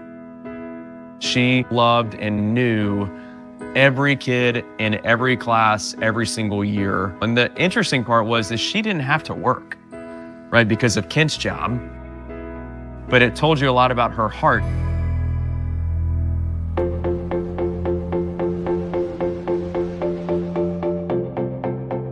On December 10th, 2003, Kent and Tricia plan a special night out for the family to celebrate Bart's graduation from Sam Houston State University. At dinner, they present their son with a $4,000 Rolex watch as a graduation gift. I know what a Rolex cost, and he bought a Rolex as a graduation gift. That's not an everyday thing. Kent is a proud dad and takes photos so they'll have a permanent record of Bart's achievement.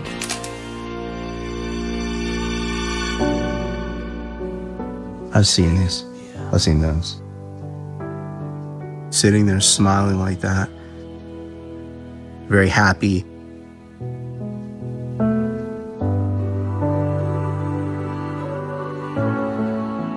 It's the last time you see pictures of all of the family together.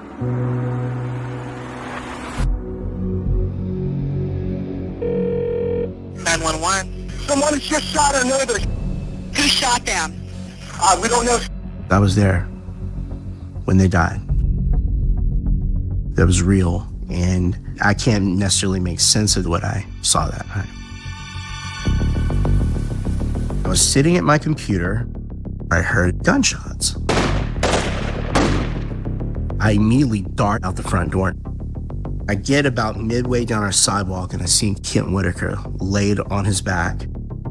You could see his body lit up by their front porch lights. And he was saying, Brandon, we've been shot. Call 911.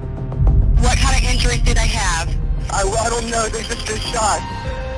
Brandon's father, Cliff Stanley, rushes to the house and discovers that Kent Whitaker has been shot in the chest.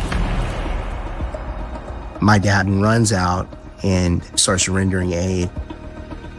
Multiple trips back and forth with towels, just doing what we can. It felt awful. It was gruesome. It was a horror movie. While police race to the scene, another 911 call comes from inside the Whitaker home. It's Bart Whitaker. I've been shot. Where is your wound? In the arm, my shoulder. I think I can't move my arm. Okay, who else has been shot in the house with you? It's my mom and my dad and my brother. Oh, God, I can't. I need you to hang on, Bart. I've got help on the way, okay? Do you know who shot you? No. Dark in here. Okay, when he left, Bart, did he leave out your back door? Yeah, I chased him that way.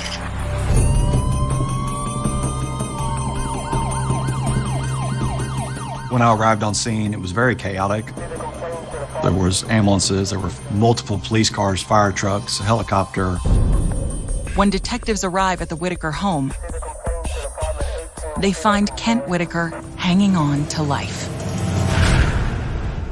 EMS personnel had went in. They had taken vitals for Kevin Whitaker, and he was pronounced deceased.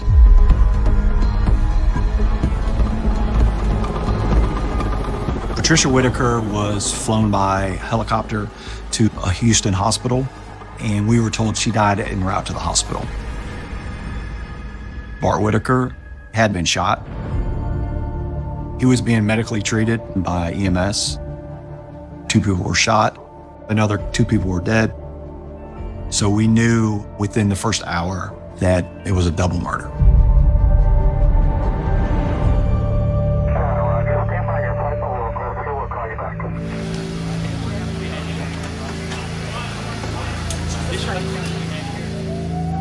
Kent Whitaker and his son Bart are rushed to a nearby hospital.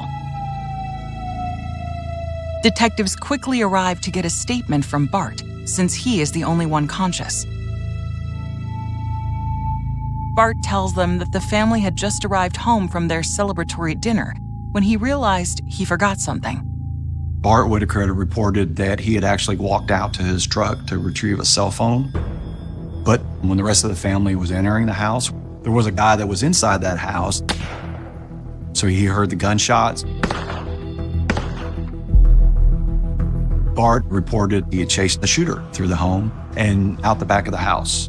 And he had actually been shot by the offender. We had had several home invasion robberies. So the thought initially was, are they connected? Was this just a home invasion that went bad? But something doesn't quite add up. Probably the biggest thing that stuck out to us was every drawer in the rooms were pulled out exactly even with each other. So this burglar basically purposely, I'm gonna pull out every drawer about this, so it'll make it look like I was trying to look for stuff. But you weren't looking for anything. You were just pulling out drawers. The officers immediately knew that. To the investigators, the scene seems to have the hallmarks of a staged burglary. Nothing appears to have been stolen. There were electronics, there were computers, there was TVs. There was a Rolex watch that was found. There didn't appear to be anything taken. So things didn't add up exactly to being some type of burglary.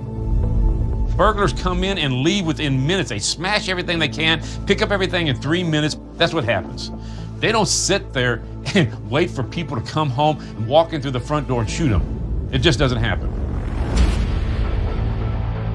While investigators try to make sense of why the Whitakers were gunned down, they realize they have another pressing matter in front of them. We had a vague description of a dark figure that ran up through the back of the house. And now this person is loose in the neighborhood. So are they on foot? Did they get picked up by a car? Did they drive a car there and now they've driven away? Or are they hiding in someone's backyard and they've already shot 4 people? The public's in danger, and we were in a very tough spot. Where is he, or where could he be? Police try to unravel a bewildering attack. I crawled around for a bit. I really didn't know where I was hit. It just felt wrong. And discover details of an inconceivable plot. I was at the police station late one night, and there was a knock on the back door. Do you have any idea who did the shooting? Who did the shooting? All the puzzle pieces just immediately connected, and realizing, gosh, the worst possible explanation for this is true.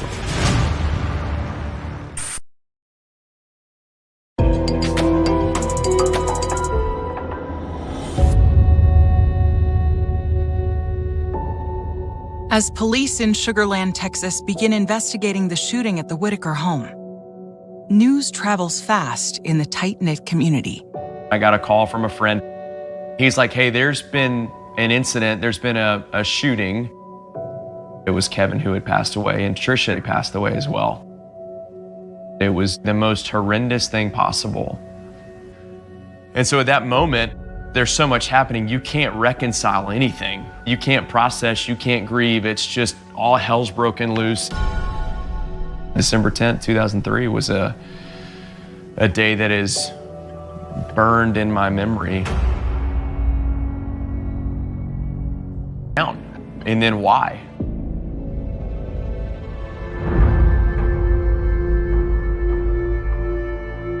Detectives are urgently pursuing those answers at the Whitaker home. As they search through the house, they find a weapon and 4 empty shell casings. There was a gun that was found. You could see pry marks around the frame. It was empty. The gun safe was a small little box, maybe a foot by foot, tucked into a hidden area. Whoever did this knew what to look for and knew what was in the safe. The discovery leads the investigators to question how familiar the killer was with the Whitaker family and their home. It was odd that someone had targeted this small gun safe out of this whole big house. Why weren't the computers disturbed? Why weren't the TVs taken? It just didn't make sense. So our job was to try to find out how many people were involved with this. Most people are killed by people who know them, 78, 80%. It's very strange you have stranger on stranger. It just doesn't occur that much.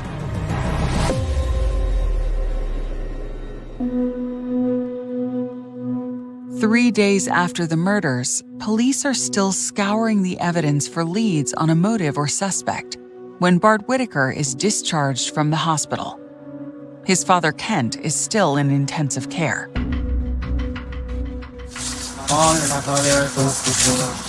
Up this way.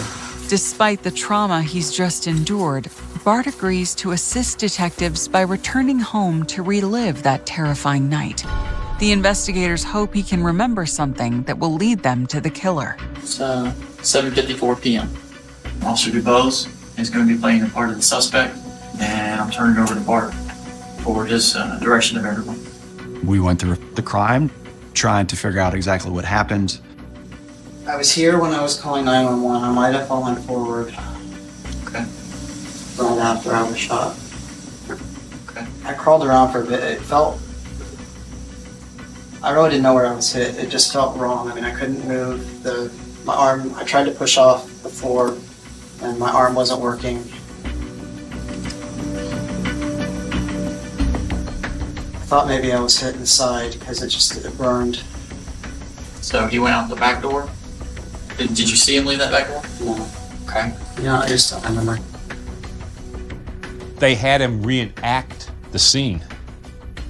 And people generally, when it comes to crimes, they try to be very specific.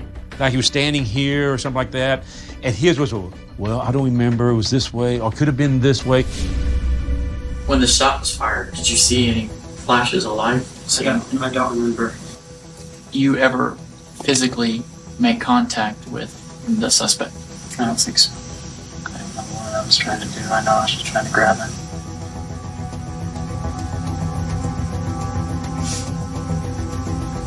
I think I got to him. He was very vague about things you think he would remember.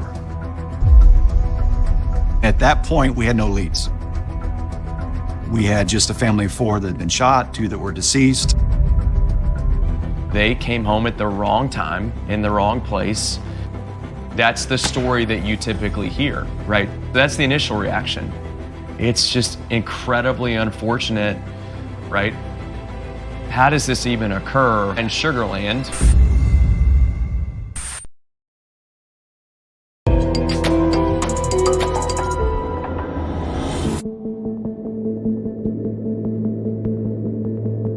Detectives investigating the murders of Tricia Whitaker and her son Kevin in Sugar Land, Texas, believe their killer was familiar with the Whitaker home and may not have been trying to rob them. So we started doing a background on the family.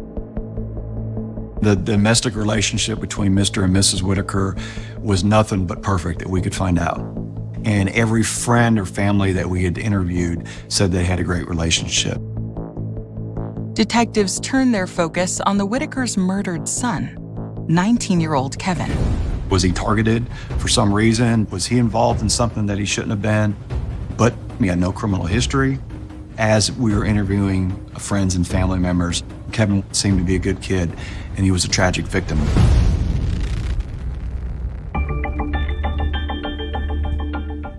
Detectives also take a closer look at the other Whitaker son, 23-year-old Bart, who was wounded in the attack and is their primary witness.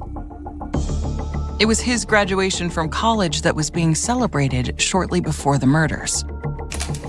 Bart was supposed to graduate that coming Saturday.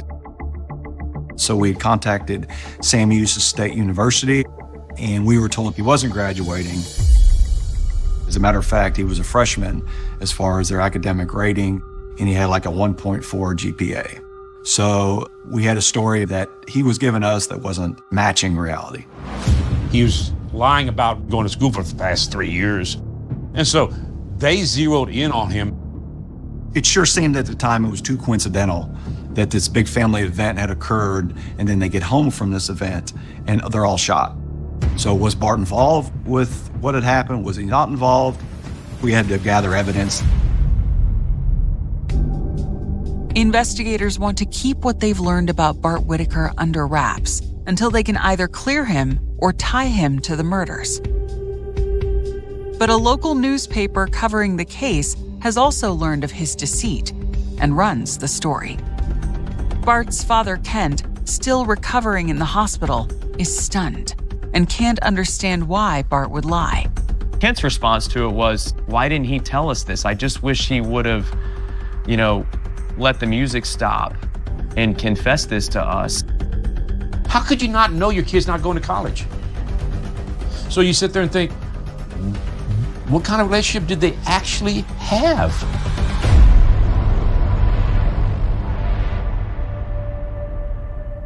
"6 days. But we didn't find anything at all.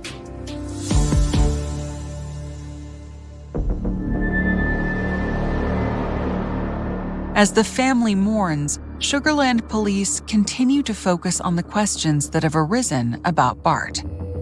We had discovered that Bart had some involvement with the criminal justice system already. We found a 2001 incident report from the Waco Police Department that there was a female subject that was in an apartment with Bart Whitaker, and she overheard him talking about wanting to kill his dad.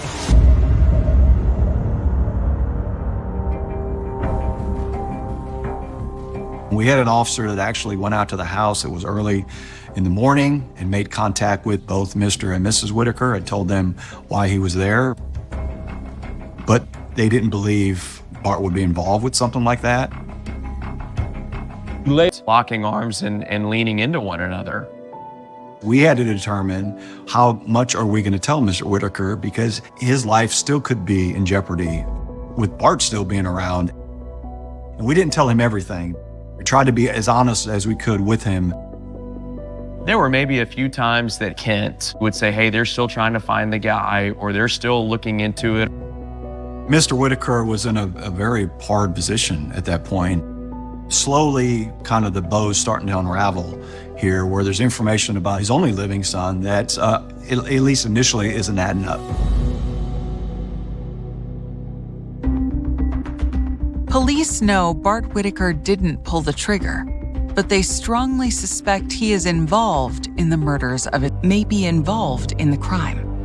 But they have been unable to find any solid evidence supporting their suspicions. Then, a week after the murders, as investigators contemplate their next move, an unexpected visitor drops by the police station. The lead detective was at the police station late one night, and there was a knock on the back door. It was a gentleman by the name of Adam Hipp. Adam Hipp tells the detective that he briefly went to college with Bart Whitaker, and he wants police to know that Bart's statement about killing his parents in 2001 was far from the joke he claimed it was. He said, listen, Bart Whitaker talked to me about killing his family before, back in 2001.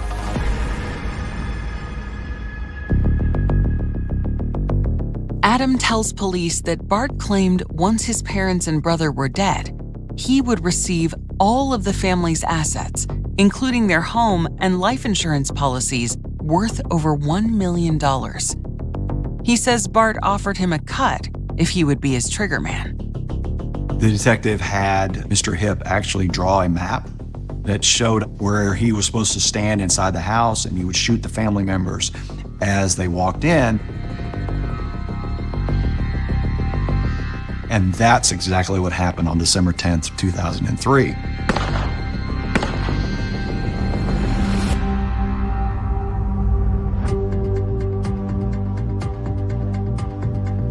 Adam Hipp started working for us. We had him make recorded phone calls with Bart Whitaker to get him to talk about the crime. Detectives coach Adam to tell Bart he knows he killed his parents, and then threaten to go to the police with this information unless he receives $20,000. And that's when Bart Whitaker says, hey, I can pay you some money, basically. Bart never really came out directly and said, I did it, but there were enough indicators there.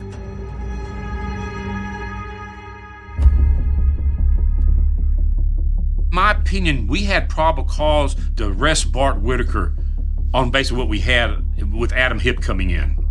We did have that. Do we have enough to prosecute him and convict him? No. We didn't have any details. But Adam Hipp's call to Bart points the investigators to someone else who may be able to help them build their case. When Adam Hipp is on the phone, Bart Whitaker mentions Chris Brashear. And what is Bart Whitaker? Chris is going to keep his mouth shut.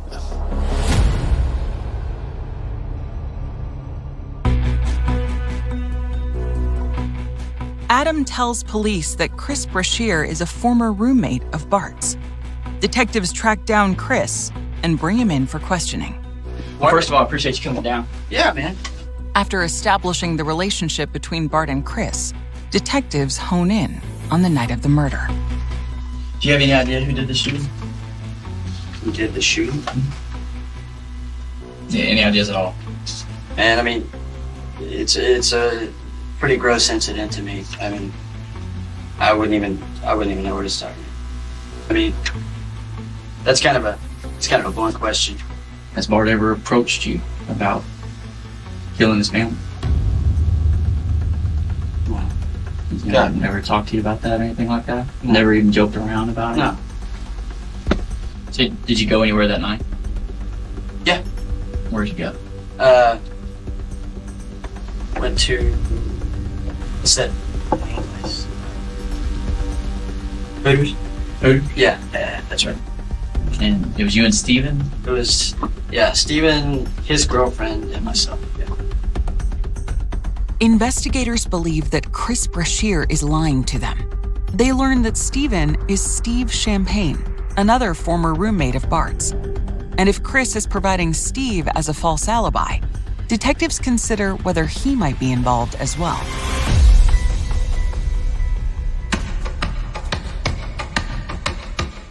Steve Champagne, is enlisted in the Marines. We're looking at cell phone records, financial records. So who is communicating with who? Police quickly locate Steve and bring him in for questioning. Now, they say they don't know anything about it. They denied anything. So at least that's where they start. Finally, as pressure grows, the story begins to change. I think Steve Champagne, his conscience finally got to him. Then he let out a little information about when maybe I was involved. Do you feel partly responsible? Oh, yeah. Stephen Champagne changed his story and confessed. Steve tells the detectives that Bart convinced him and Chris Brashear to join a plot to kill his family so he could inherit his parents' fortune. Steve admits he was the getaway driver, and Chris Brashear was the trigger man. 2003. Did Chris say where he found the gun in the house? No, I remember hearing something about a safe. The big piece of information, evidence-wise, that Steve was able to provide to us is they had a bag that had a lot of evidence from the crime, walkie-talkies, water bottle, ammunition, that they tossed into Lake Conroe. This is a big lake, man-made lake. They throw that in there. Now, what would be the odds of somebody being able to find that?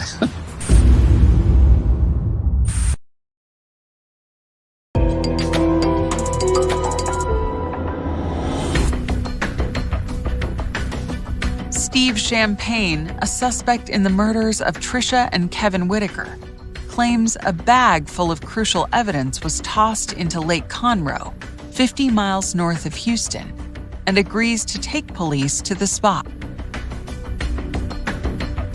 The police department with their scuba tank, they go out and look for it. In water, you can't see your hand in front of you. They found the damn thing. Inside the bag, detectives find the tool used to break into the Whitakers' gun safe. They even found the pry bar, and they managed to match it up by the scrape marks. They even found the cell phone they were using. Now, you tell me what kind of police work that is. God bless. There was DNA that was recovered. That was Chris Brashear's from a water bottle.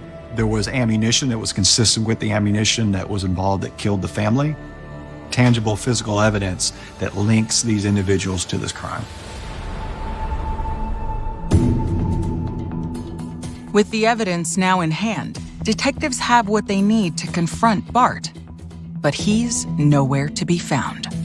Bart Whitaker's Tahoe was found abandoned in an apartment complex in Houston. Both of the doors were found open. We sent detectives to the scene. We believe he's on the run. We just lost him. People don't run when they're innocent, they really don't. Flight is a very good indication of guilt. Kent Whitaker told us that there was money that was taken from the house. So Bart had some money to survive. Our job was now to figure out where he was.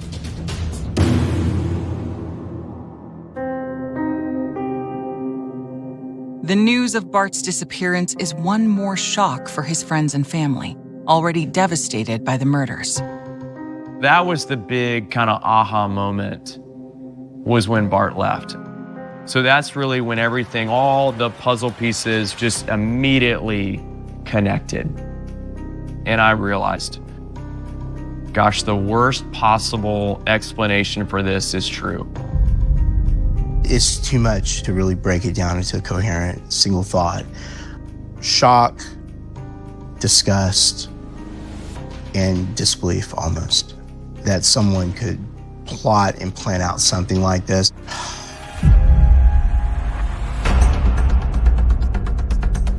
Police send out a nationwide alert to be on the lookout for Bart Whitaker. With the cash taken from his home, he could be anywhere. Meanwhile, Steve Champagne and Chris Brashear are charged with first-degree murder for the deaths of Tricia and Kevin Whitaker. These were kids that came from great backgrounds, but were manipulated by Bart Whitaker to kill his family. And they went along with it.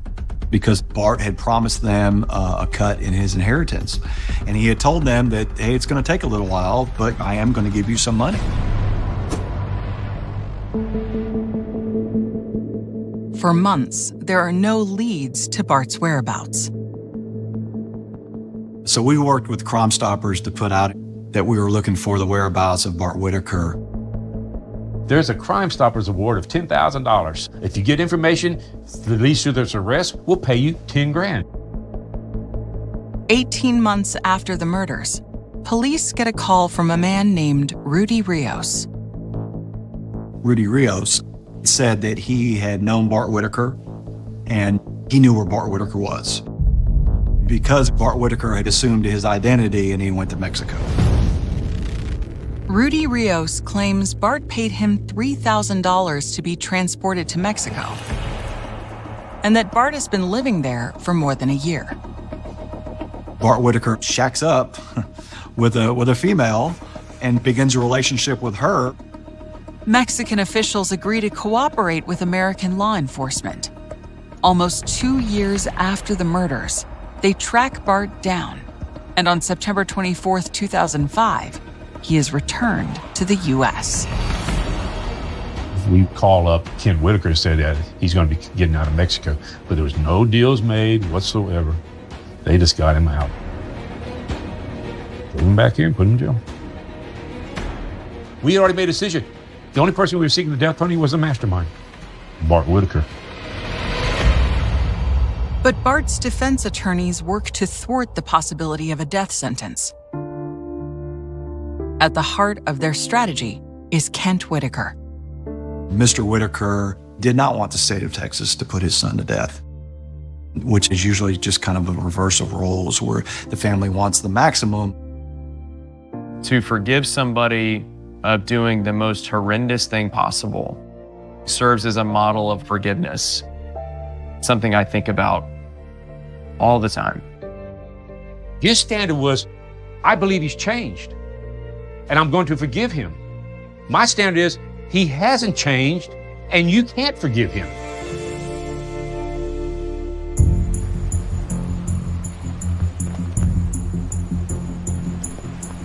All rise.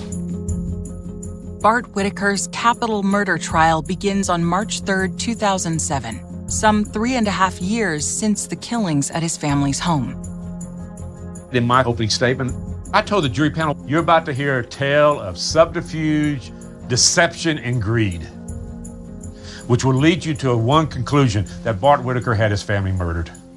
And that's the only conclusion he got. Prosecutors put admitted getaway driver Steve Champagne on the stand. He explains how Bart outlined his murder for cash scheme. The conversation was about when the family came back from eating dinner that Chris would be in the house and shoot them. The jury hears that Bart staged a fight with the gunman, and they'd agreed in advance Bart would be shot in the arm to divert suspicion.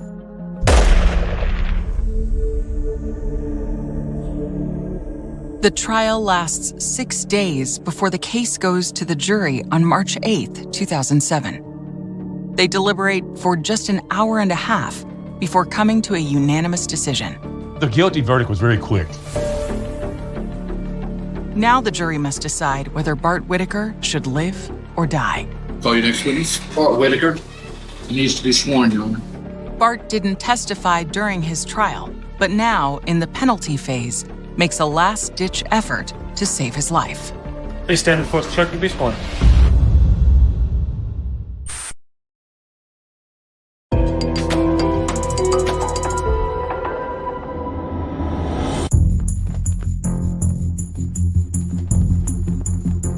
Bart Whitaker has been convicted of murdering his mother and brother. Now he's trying to convince the jury not to sentence him to death. When Bart Whitaker was testifying, I actually had the defendant admit that he had no reason to hate his parents, but he did it anyway. The only people I've ever hated, and I know it was not for the right reasons, but the only people I ever hated were my parents and my brother. The prosecutor confronts Bart with his family's final moments, the photos taken by his father at the celebration for Bart's supposed graduation. He tells the jury one photo from that night is particularly disturbing. He shoots a finger at him while he's doing it. Now, some people don't make that much of it. I'm sitting there thinking, you understand something? He's shooting a finger at him knowing they're going to be dead. It's very chilling. The jury deliberates for 10 hours before sentencing Bart Whitaker to death. It's a hard question, and people have a lot of opinions about it because they're removed from it. But when you know the people and you've been involved with them, and definitely as intimately involved with this entire murder as I was, you see things a little different. Because I believe Bart should have received the death penalty.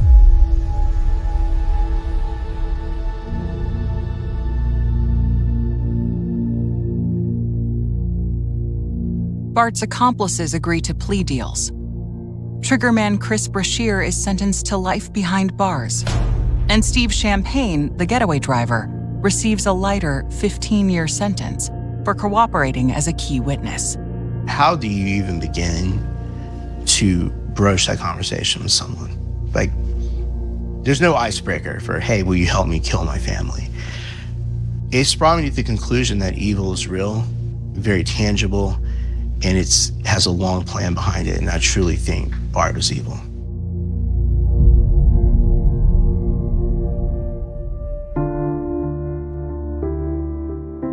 Over the next decade, Kent Whitaker remarries and builds a new life. He continues to fight to get his son's death sentence commuted. Kent Whitaker never said he was okay with what Bart did. He always said he should be punished, okay? But he didn't like us seeking the death penalty. That was it. When Bart's appeals are exhausted, his execution is scheduled for 6 p.m. on February 22nd, 2018. Then, with just 30 minutes until Bart is set to die, Texas Governor Greg Abbott grants him clemency.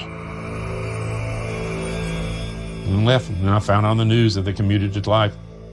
I'll never forget the night that the news came out. I never forget that moment of seeing Kent break down. Man, it was over a decade of emotions. For me, I was on the side of commuting the sentence. Should he ever see the light of day? Absolutely not. That's a no-brainer. One day, Kent's gonna die. And Bart will have no one left fighting for him, talking to him, coming to see him. And he'll have to live the rest of his life suffering like that. So I think he would have gotten off easy with the death penalty in this regard. Trisha was gold. I find myself getting emotional thinking back to her. She cared for us. She loved us. She was invested in our lives. I miss Trisha dearly. I'm gutted that Kevin is gone. You know, Kevin was not a typical 16, 17, 18, 19-year-old, right? He wasn't a typical high schooler. He was always wiser than us. There was something in the yearbook our senior year. It was most likely to succeed, most athletic. His was who was the best, most humble, highest integrity human being, and it was Kevin. I started thinking about where would Kevin be now? I think that's what I still probably grieve, is not having that friendship for life.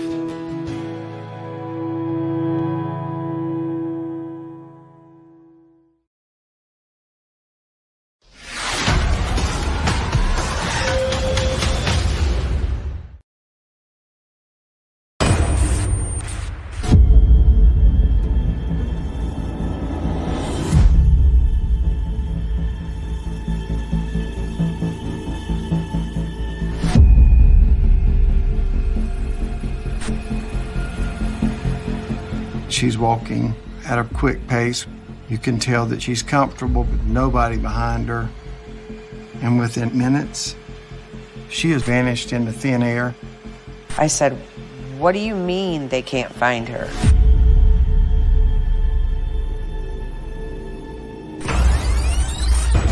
Her mother, Dawn, left Rochester for Myrtle Beach after Brittany disappeared.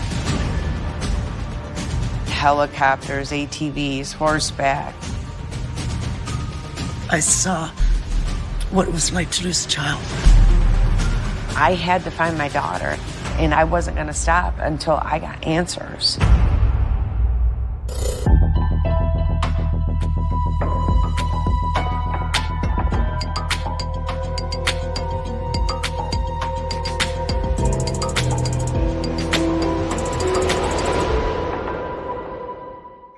Well, everybody just loved her.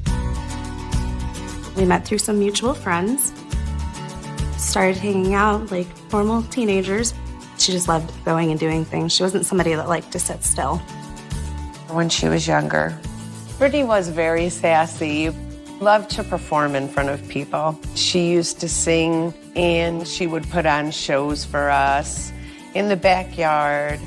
She was a great kid. When Brittany turned 7, the Drexel family welcomes another child, Marissa.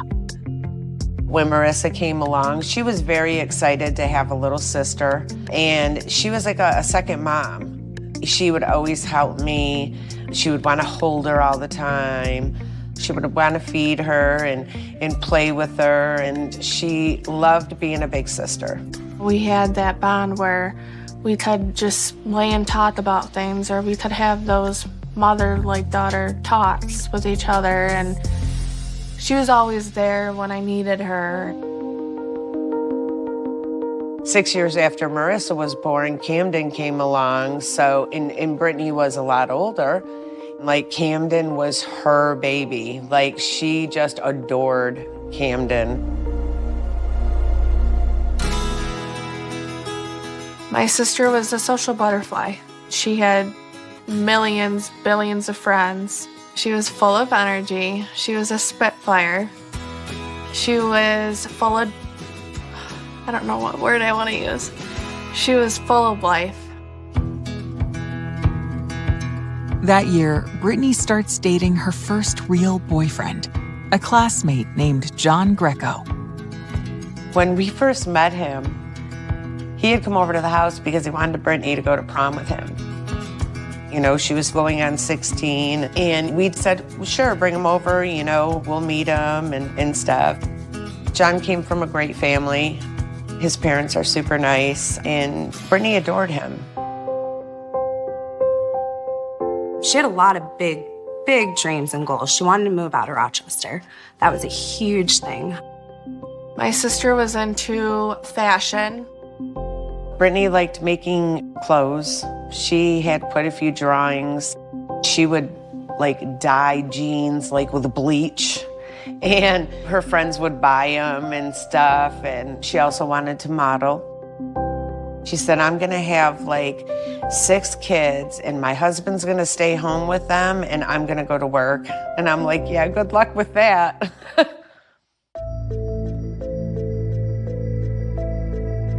When Brittany is in her junior year, her parents decide to divorce.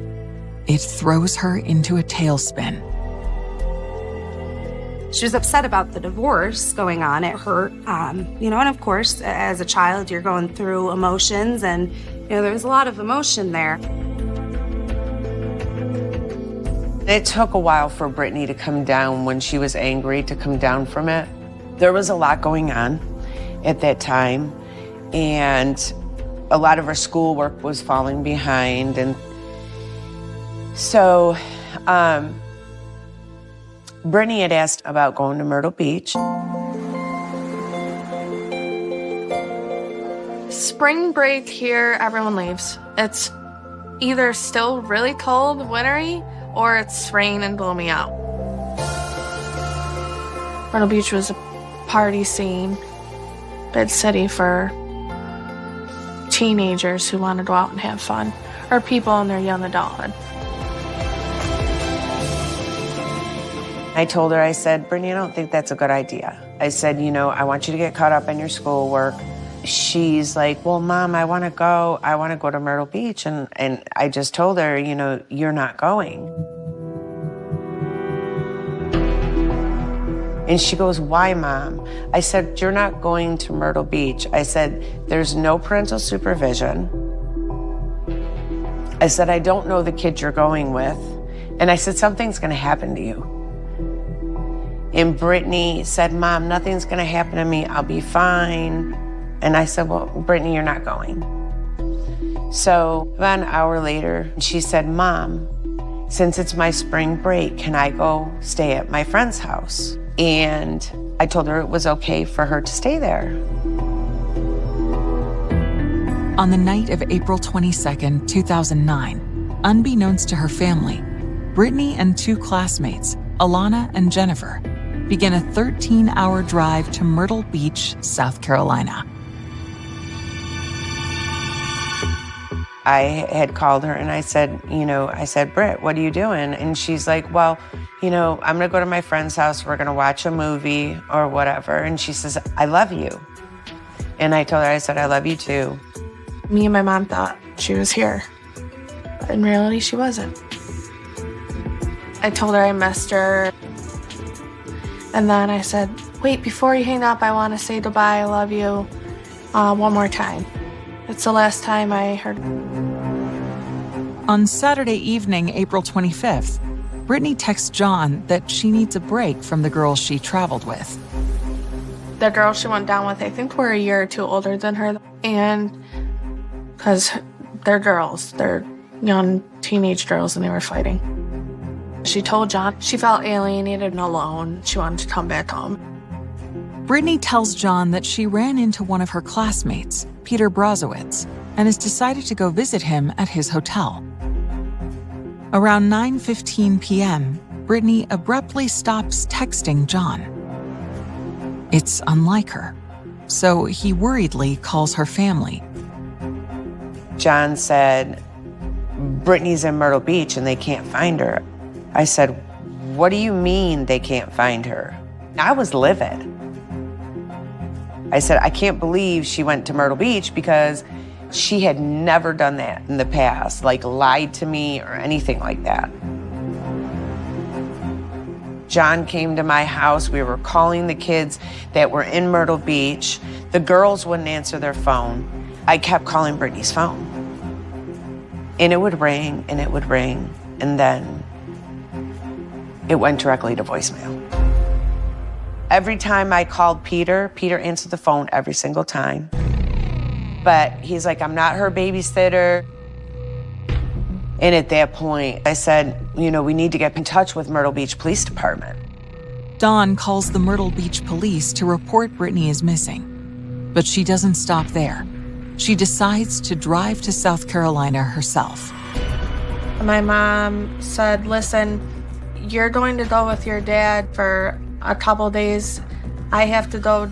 And all of a sudden, I went to go look at my phone. There's a mass text sent out from John Greco. And it's my sister's picture and missing information. And I said, what is this? Then I started crying. I'm shocked that I'm like, Brittany's missing. I was in a state of shock. We got everything together. I think we left about maybe 11 the next morning, and it was a long ride. My phone was blowing up with her friends. They're calling me, crying, screaming, where's Brittany? As soon as I would hang up with someone, my phone would ring again. Like, all I knew is I had to find my daughter, and I wasn't gonna stop until I got answers. A mother embarks on a relentless quest. I said, I'm done with the bull. I said, I want my daughter found. While the police drill down on one suspect after another. And I say you didn't, okay? I say you didn't. There wasn't enough to arrest him.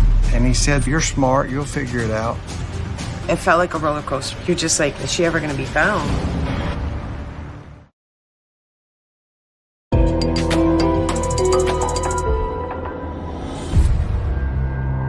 After learning that her daughter Brittany Drexel is missing in Myrtle Beach, South Carolina, her mom, Dawn, immediately begins driving there from her home in upstate New York 800 miles away.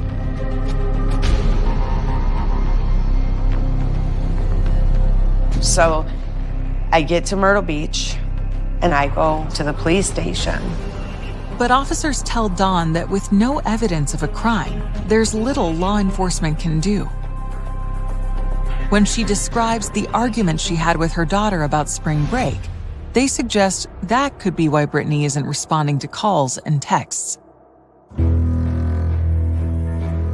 You've got bits of evidence that's saying she ran away from home, she rebelled against her mama, it's the day before she's supposed to go back, the idea that a young girl has just run away. But it is something that the police consider every time. My mom knew my sister was not a runaway. No matter how much bad was going on in my sister's life at that point, she knew my sister wouldn't have ran away.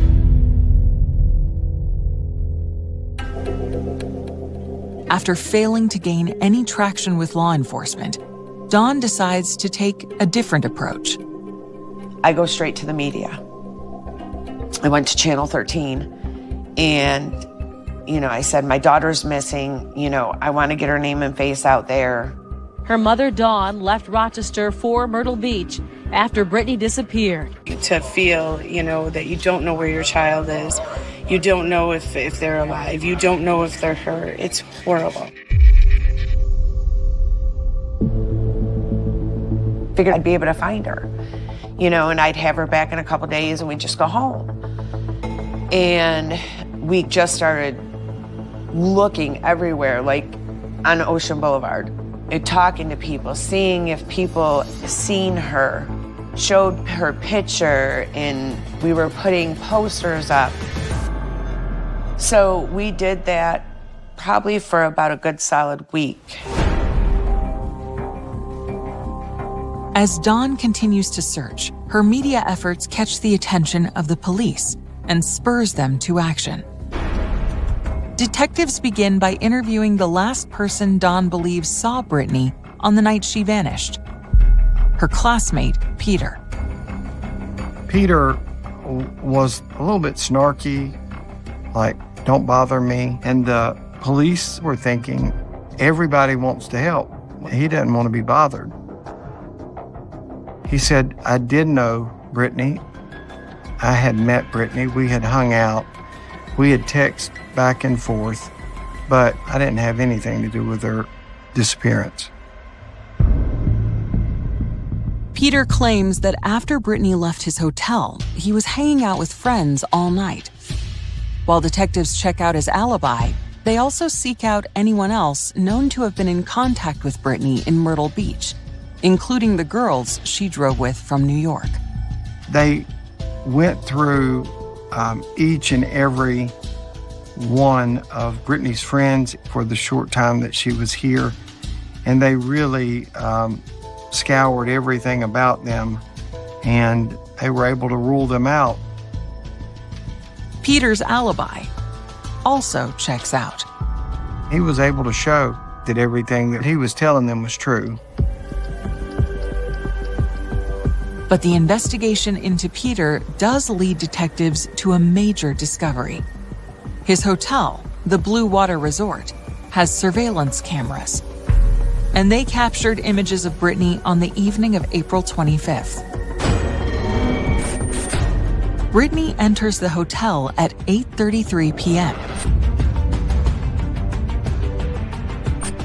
And she appears again, exiting, at 8:48 p.m. As far as we knew, that was the last time that anybody had seen her. You can tell that she's walking at a fairly quick pace with nobody behind her. She's comfortable, but she's determined to get to wherever she is going.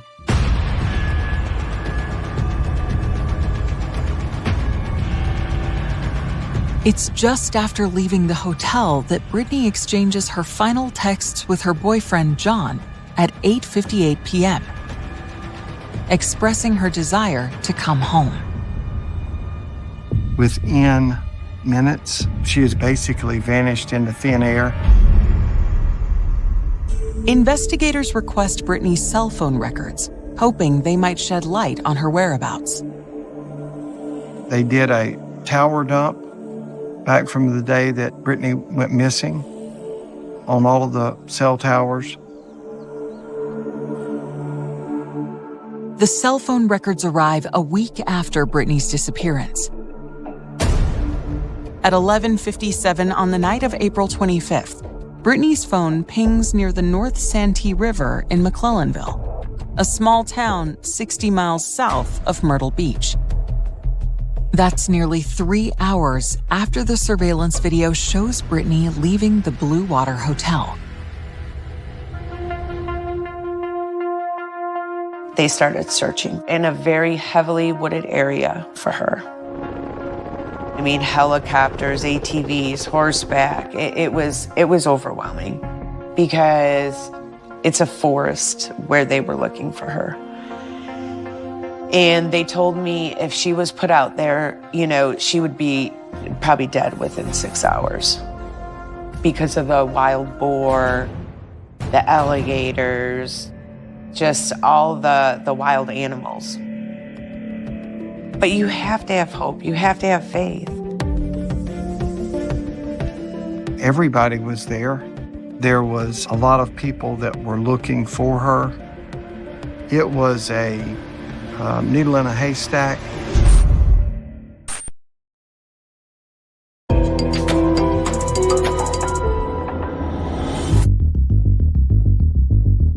Police are searching for missing teenager Brittany Drexel in a heavily wooded region of South Carolina. After cell phone data shows her phone pinged in the area. It's 60 miles south of Myrtle Beach, where Brittany had snuck away for spring break. I was just in shock, and I just wanted my sister to come back home. I was convinced Brittany was coming home.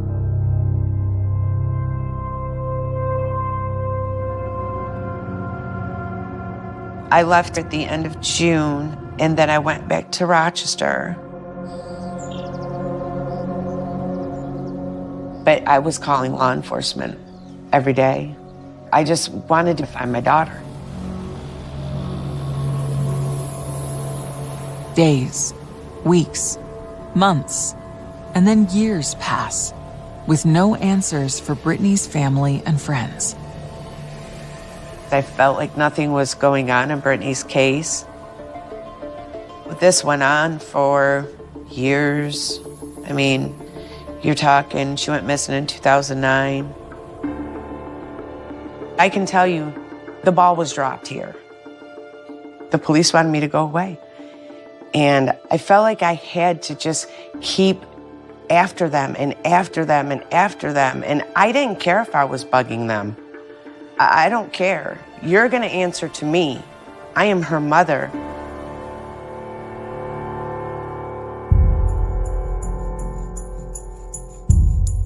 Dawn was desperate for answers. She felt like she wasn't getting cooperation from the police. Imagine trying to put yourself in the position. She's a mom. She's been thrust into a world of not just the justice system, but trying to maneuver your single day. Since 2011, it didn't matter if it was Christmas. It didn't matter what time of day it was. And I always answered the phone. Some of my friends would say, "You have no boundaries with this woman." And I would say, I can't. I saw what it was like to lose a child. I sat there with her, and nobody would help her.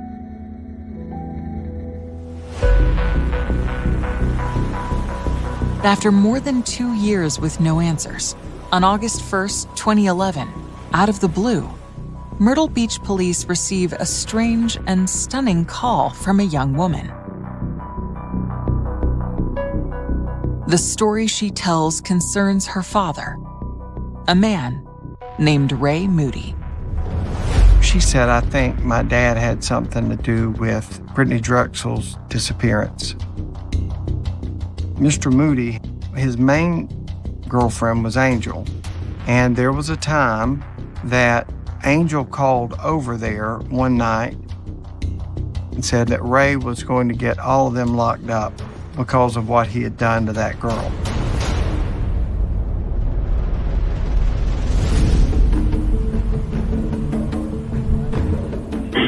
you guys were dating at the time? Yes. Myrtle Beach police brought Angel in and talked with her about that after the kids had called. And the substance of that conversation was, Ray didn't have anything to do with that. I'm so sick and tired of people blaming Ray for everything that happens. Because if you're trying to accuse him of anything, then I'm not going to be involved in it. Because I say he didn't, okay? I say he did not. I'm not accusing him. I'm not, yeah, you are. Despite Angel's denials, police take a deeper look at Ray Moody. They were able to get a search warrant at Sunset Lodge, which is hotel/long-term rental. Raymond was staying at that area when Brittany had gone missing.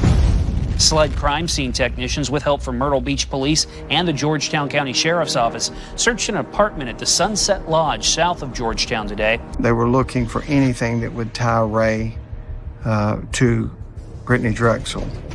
They went out and talked with Ray at his cabinet shop. And they told him they were searching for Brittany Drexel. And he said, "You're smart, you'll figure it out."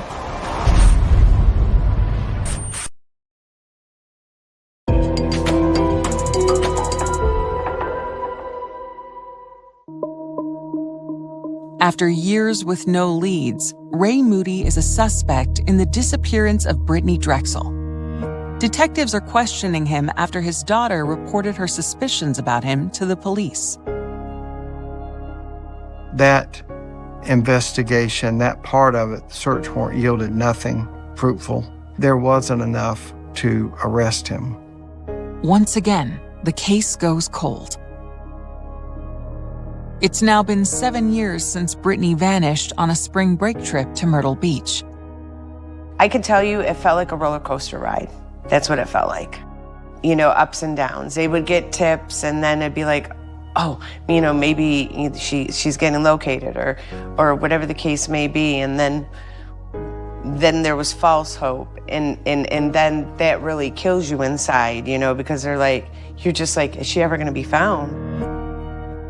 The 4th or 5th year into her disappearance, I knew she wasn't coming back. I'm like, I know she's gone.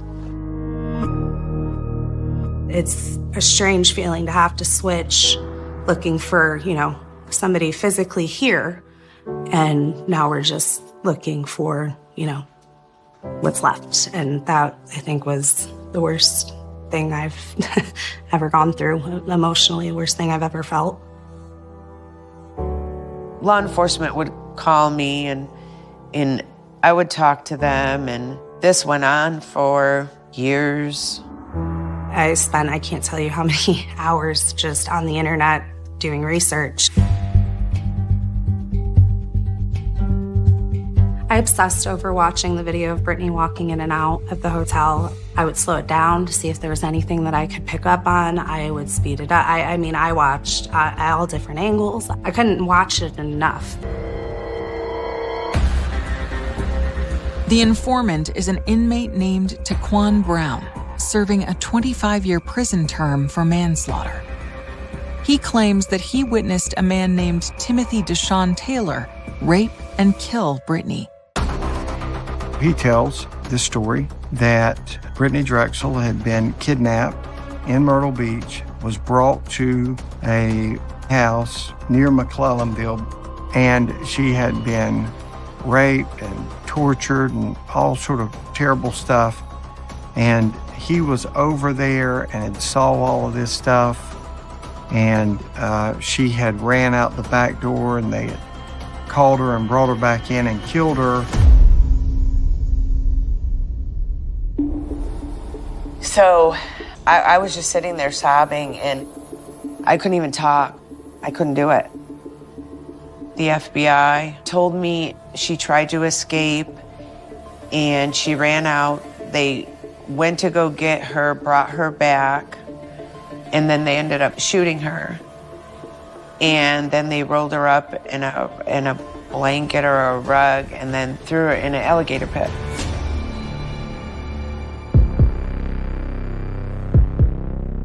And I walked out of there and I'm like, oh my God. We always had kept hope alive that maybe Brittany was still out there. And that really messed me up, big time. You know, having to picture that in your mind, it's just crazy. You know, to think that someone would do that with my daughter.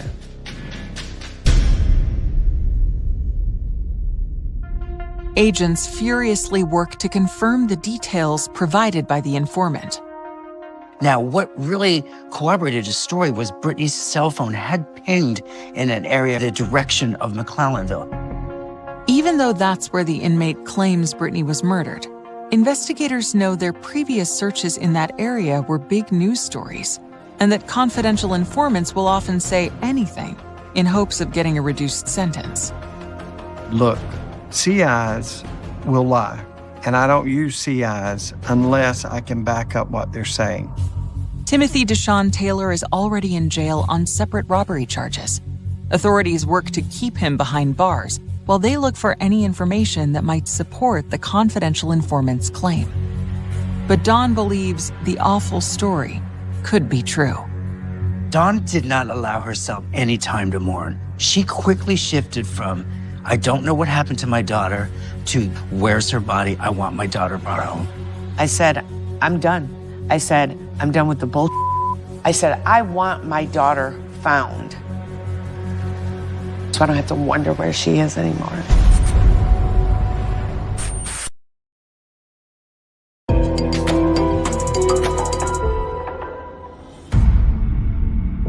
Seven years after Brittany Drexel disappeared in Myrtle Beach, South Carolina, investigators are looking into a stunning claim by a jailhouse informant that he witnessed a man named Timothy Deshaun Taylor murder her. All of a sudden, the investigation and the media attention, all of us shift to what the investigators tell us. Listen, if the FBI's up there saying, we got a suspect, we believe that this is what happened, you know, Taylor is under investigation, being charged with armed robbery. And I had the opportunity to confront Taylor about his involvement in this case. Did you do this? And he said, no, I did not. In August 2016, the Taylor family launches a media offensive, releasing a statement maintaining his innocence. They claim the informant lied to the FBI in a desperate attempt to cut a deal for early parole. That informant said that Brittany Drexel was buried at a plot in Berkeley County, which is west of Charleston. Investigators went down there, and once they start digging, that informant calls in, and he says, look, she was fed to alligators. She was not buried.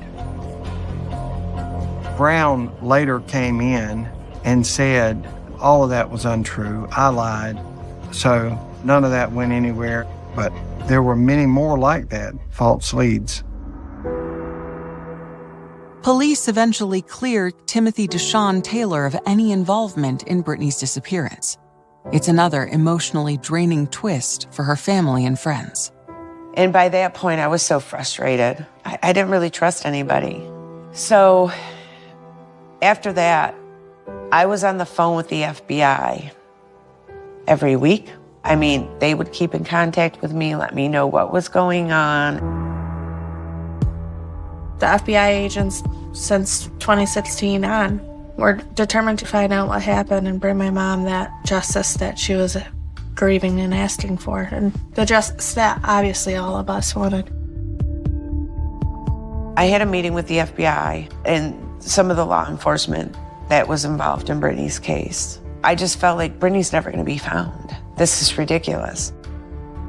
After that, I felt like nothing was going on in Brittany's case. Years pass with an investigation that seems to be stalled.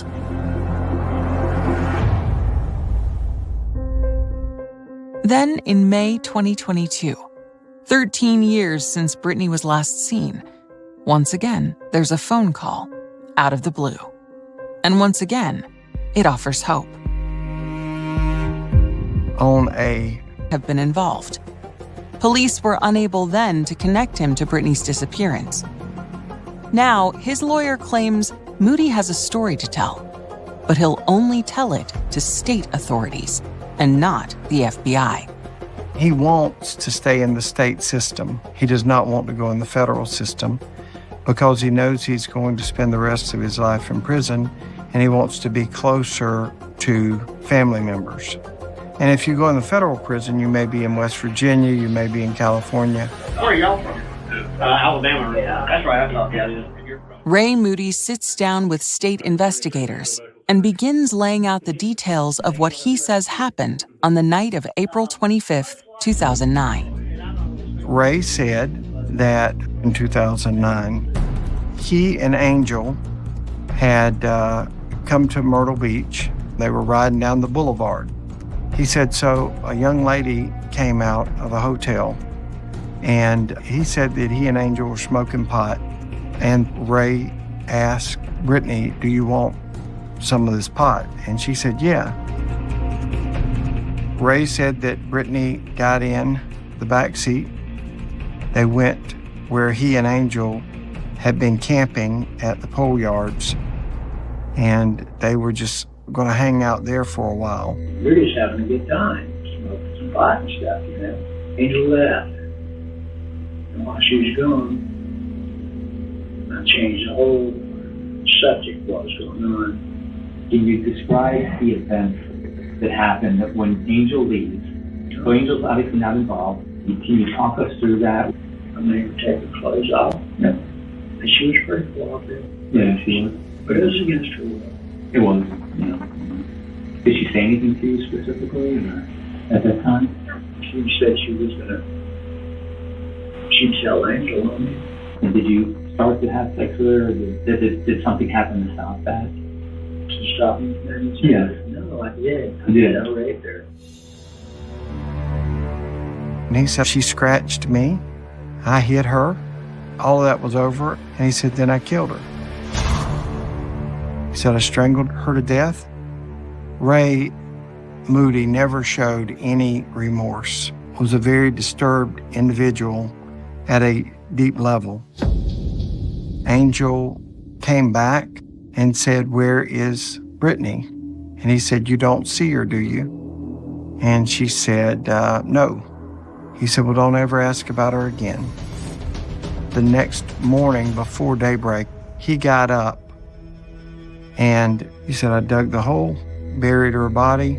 Picked her right up and walked out, probably about 150 feet away, more towards the landing, out where they had the grove of trees and stuff growing, and put her underneath the tree. So we were like, will you take us to her body? Yeah, I'll take you where she's buried. And they put him on a four-wheeler and drove him through. He said, I haven't been here in 13 years, but that's the place. A search of the area begins on May 11th, 2022. So once they start digging, there was bones.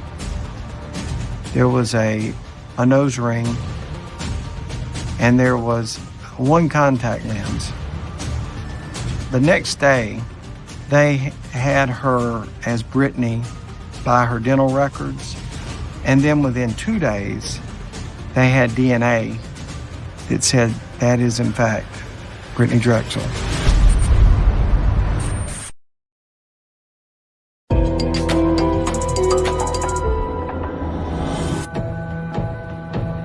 Brittany Drexel's family has spent 13 years desperately searching for answers in her disappearance.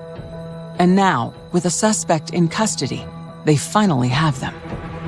But their worst fears have been realized.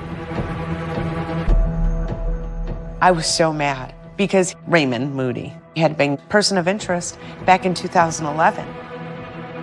He's a level 3 sex offender. He shouldn't even be in Myrtle Beach with all the kids and stuff here.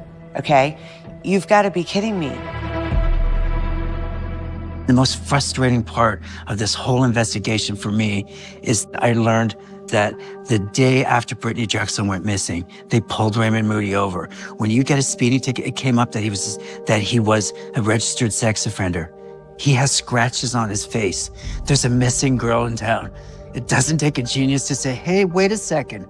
Maybe we should take this guy in. Maybe we should look at him. Nobody batted an eye. She was the perfect target. You know, we hear from him, oh, she wanted to party. She wanted to get in the car and smoke weed. From the friends and family that I've spoken to, Brittany Drexel could not stand the smell of marijuana. She would not smoke marijuana. She would not even date a guy who smoked marijuana. And if Raymond Moody said that he lured her to the car with marijuana, Raymond Moody's lying. It's incomprehensible to me that this guy got away with what he got away with.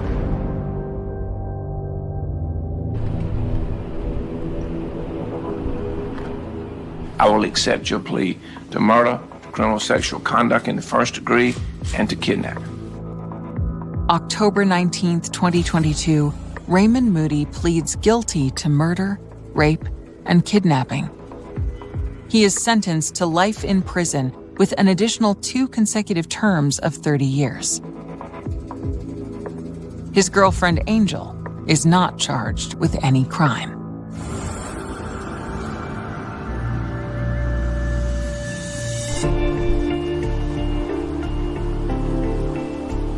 The driving force to keep this case hot was Dawn Drexel.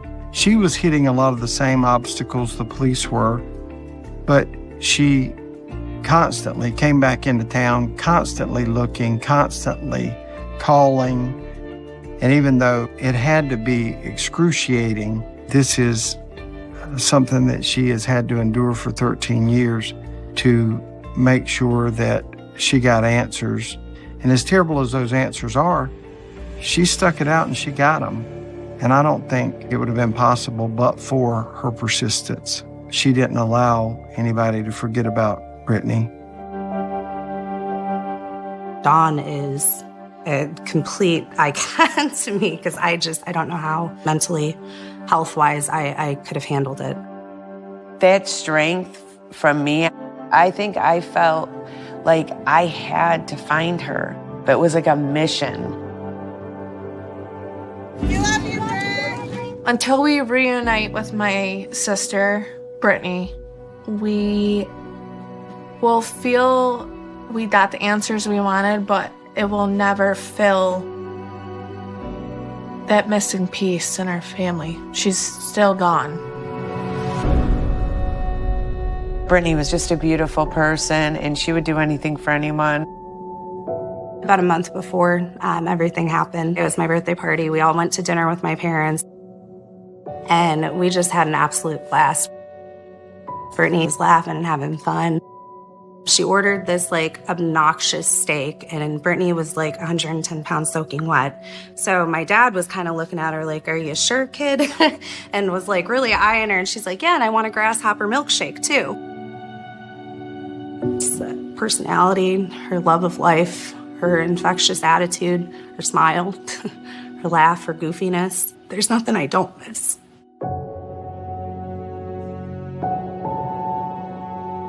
My sister was very kind and caring. She would never hurt us all. And that's something that we're missing from the world now. And this world is such full of hate that I hope one day it can be peaceful for all of us. Sometimes I'll go back and look at video of her when she was younger. And I do look at her pictures a lot, but, her memory will always be in my heart, I'll always remember the good times I had with her.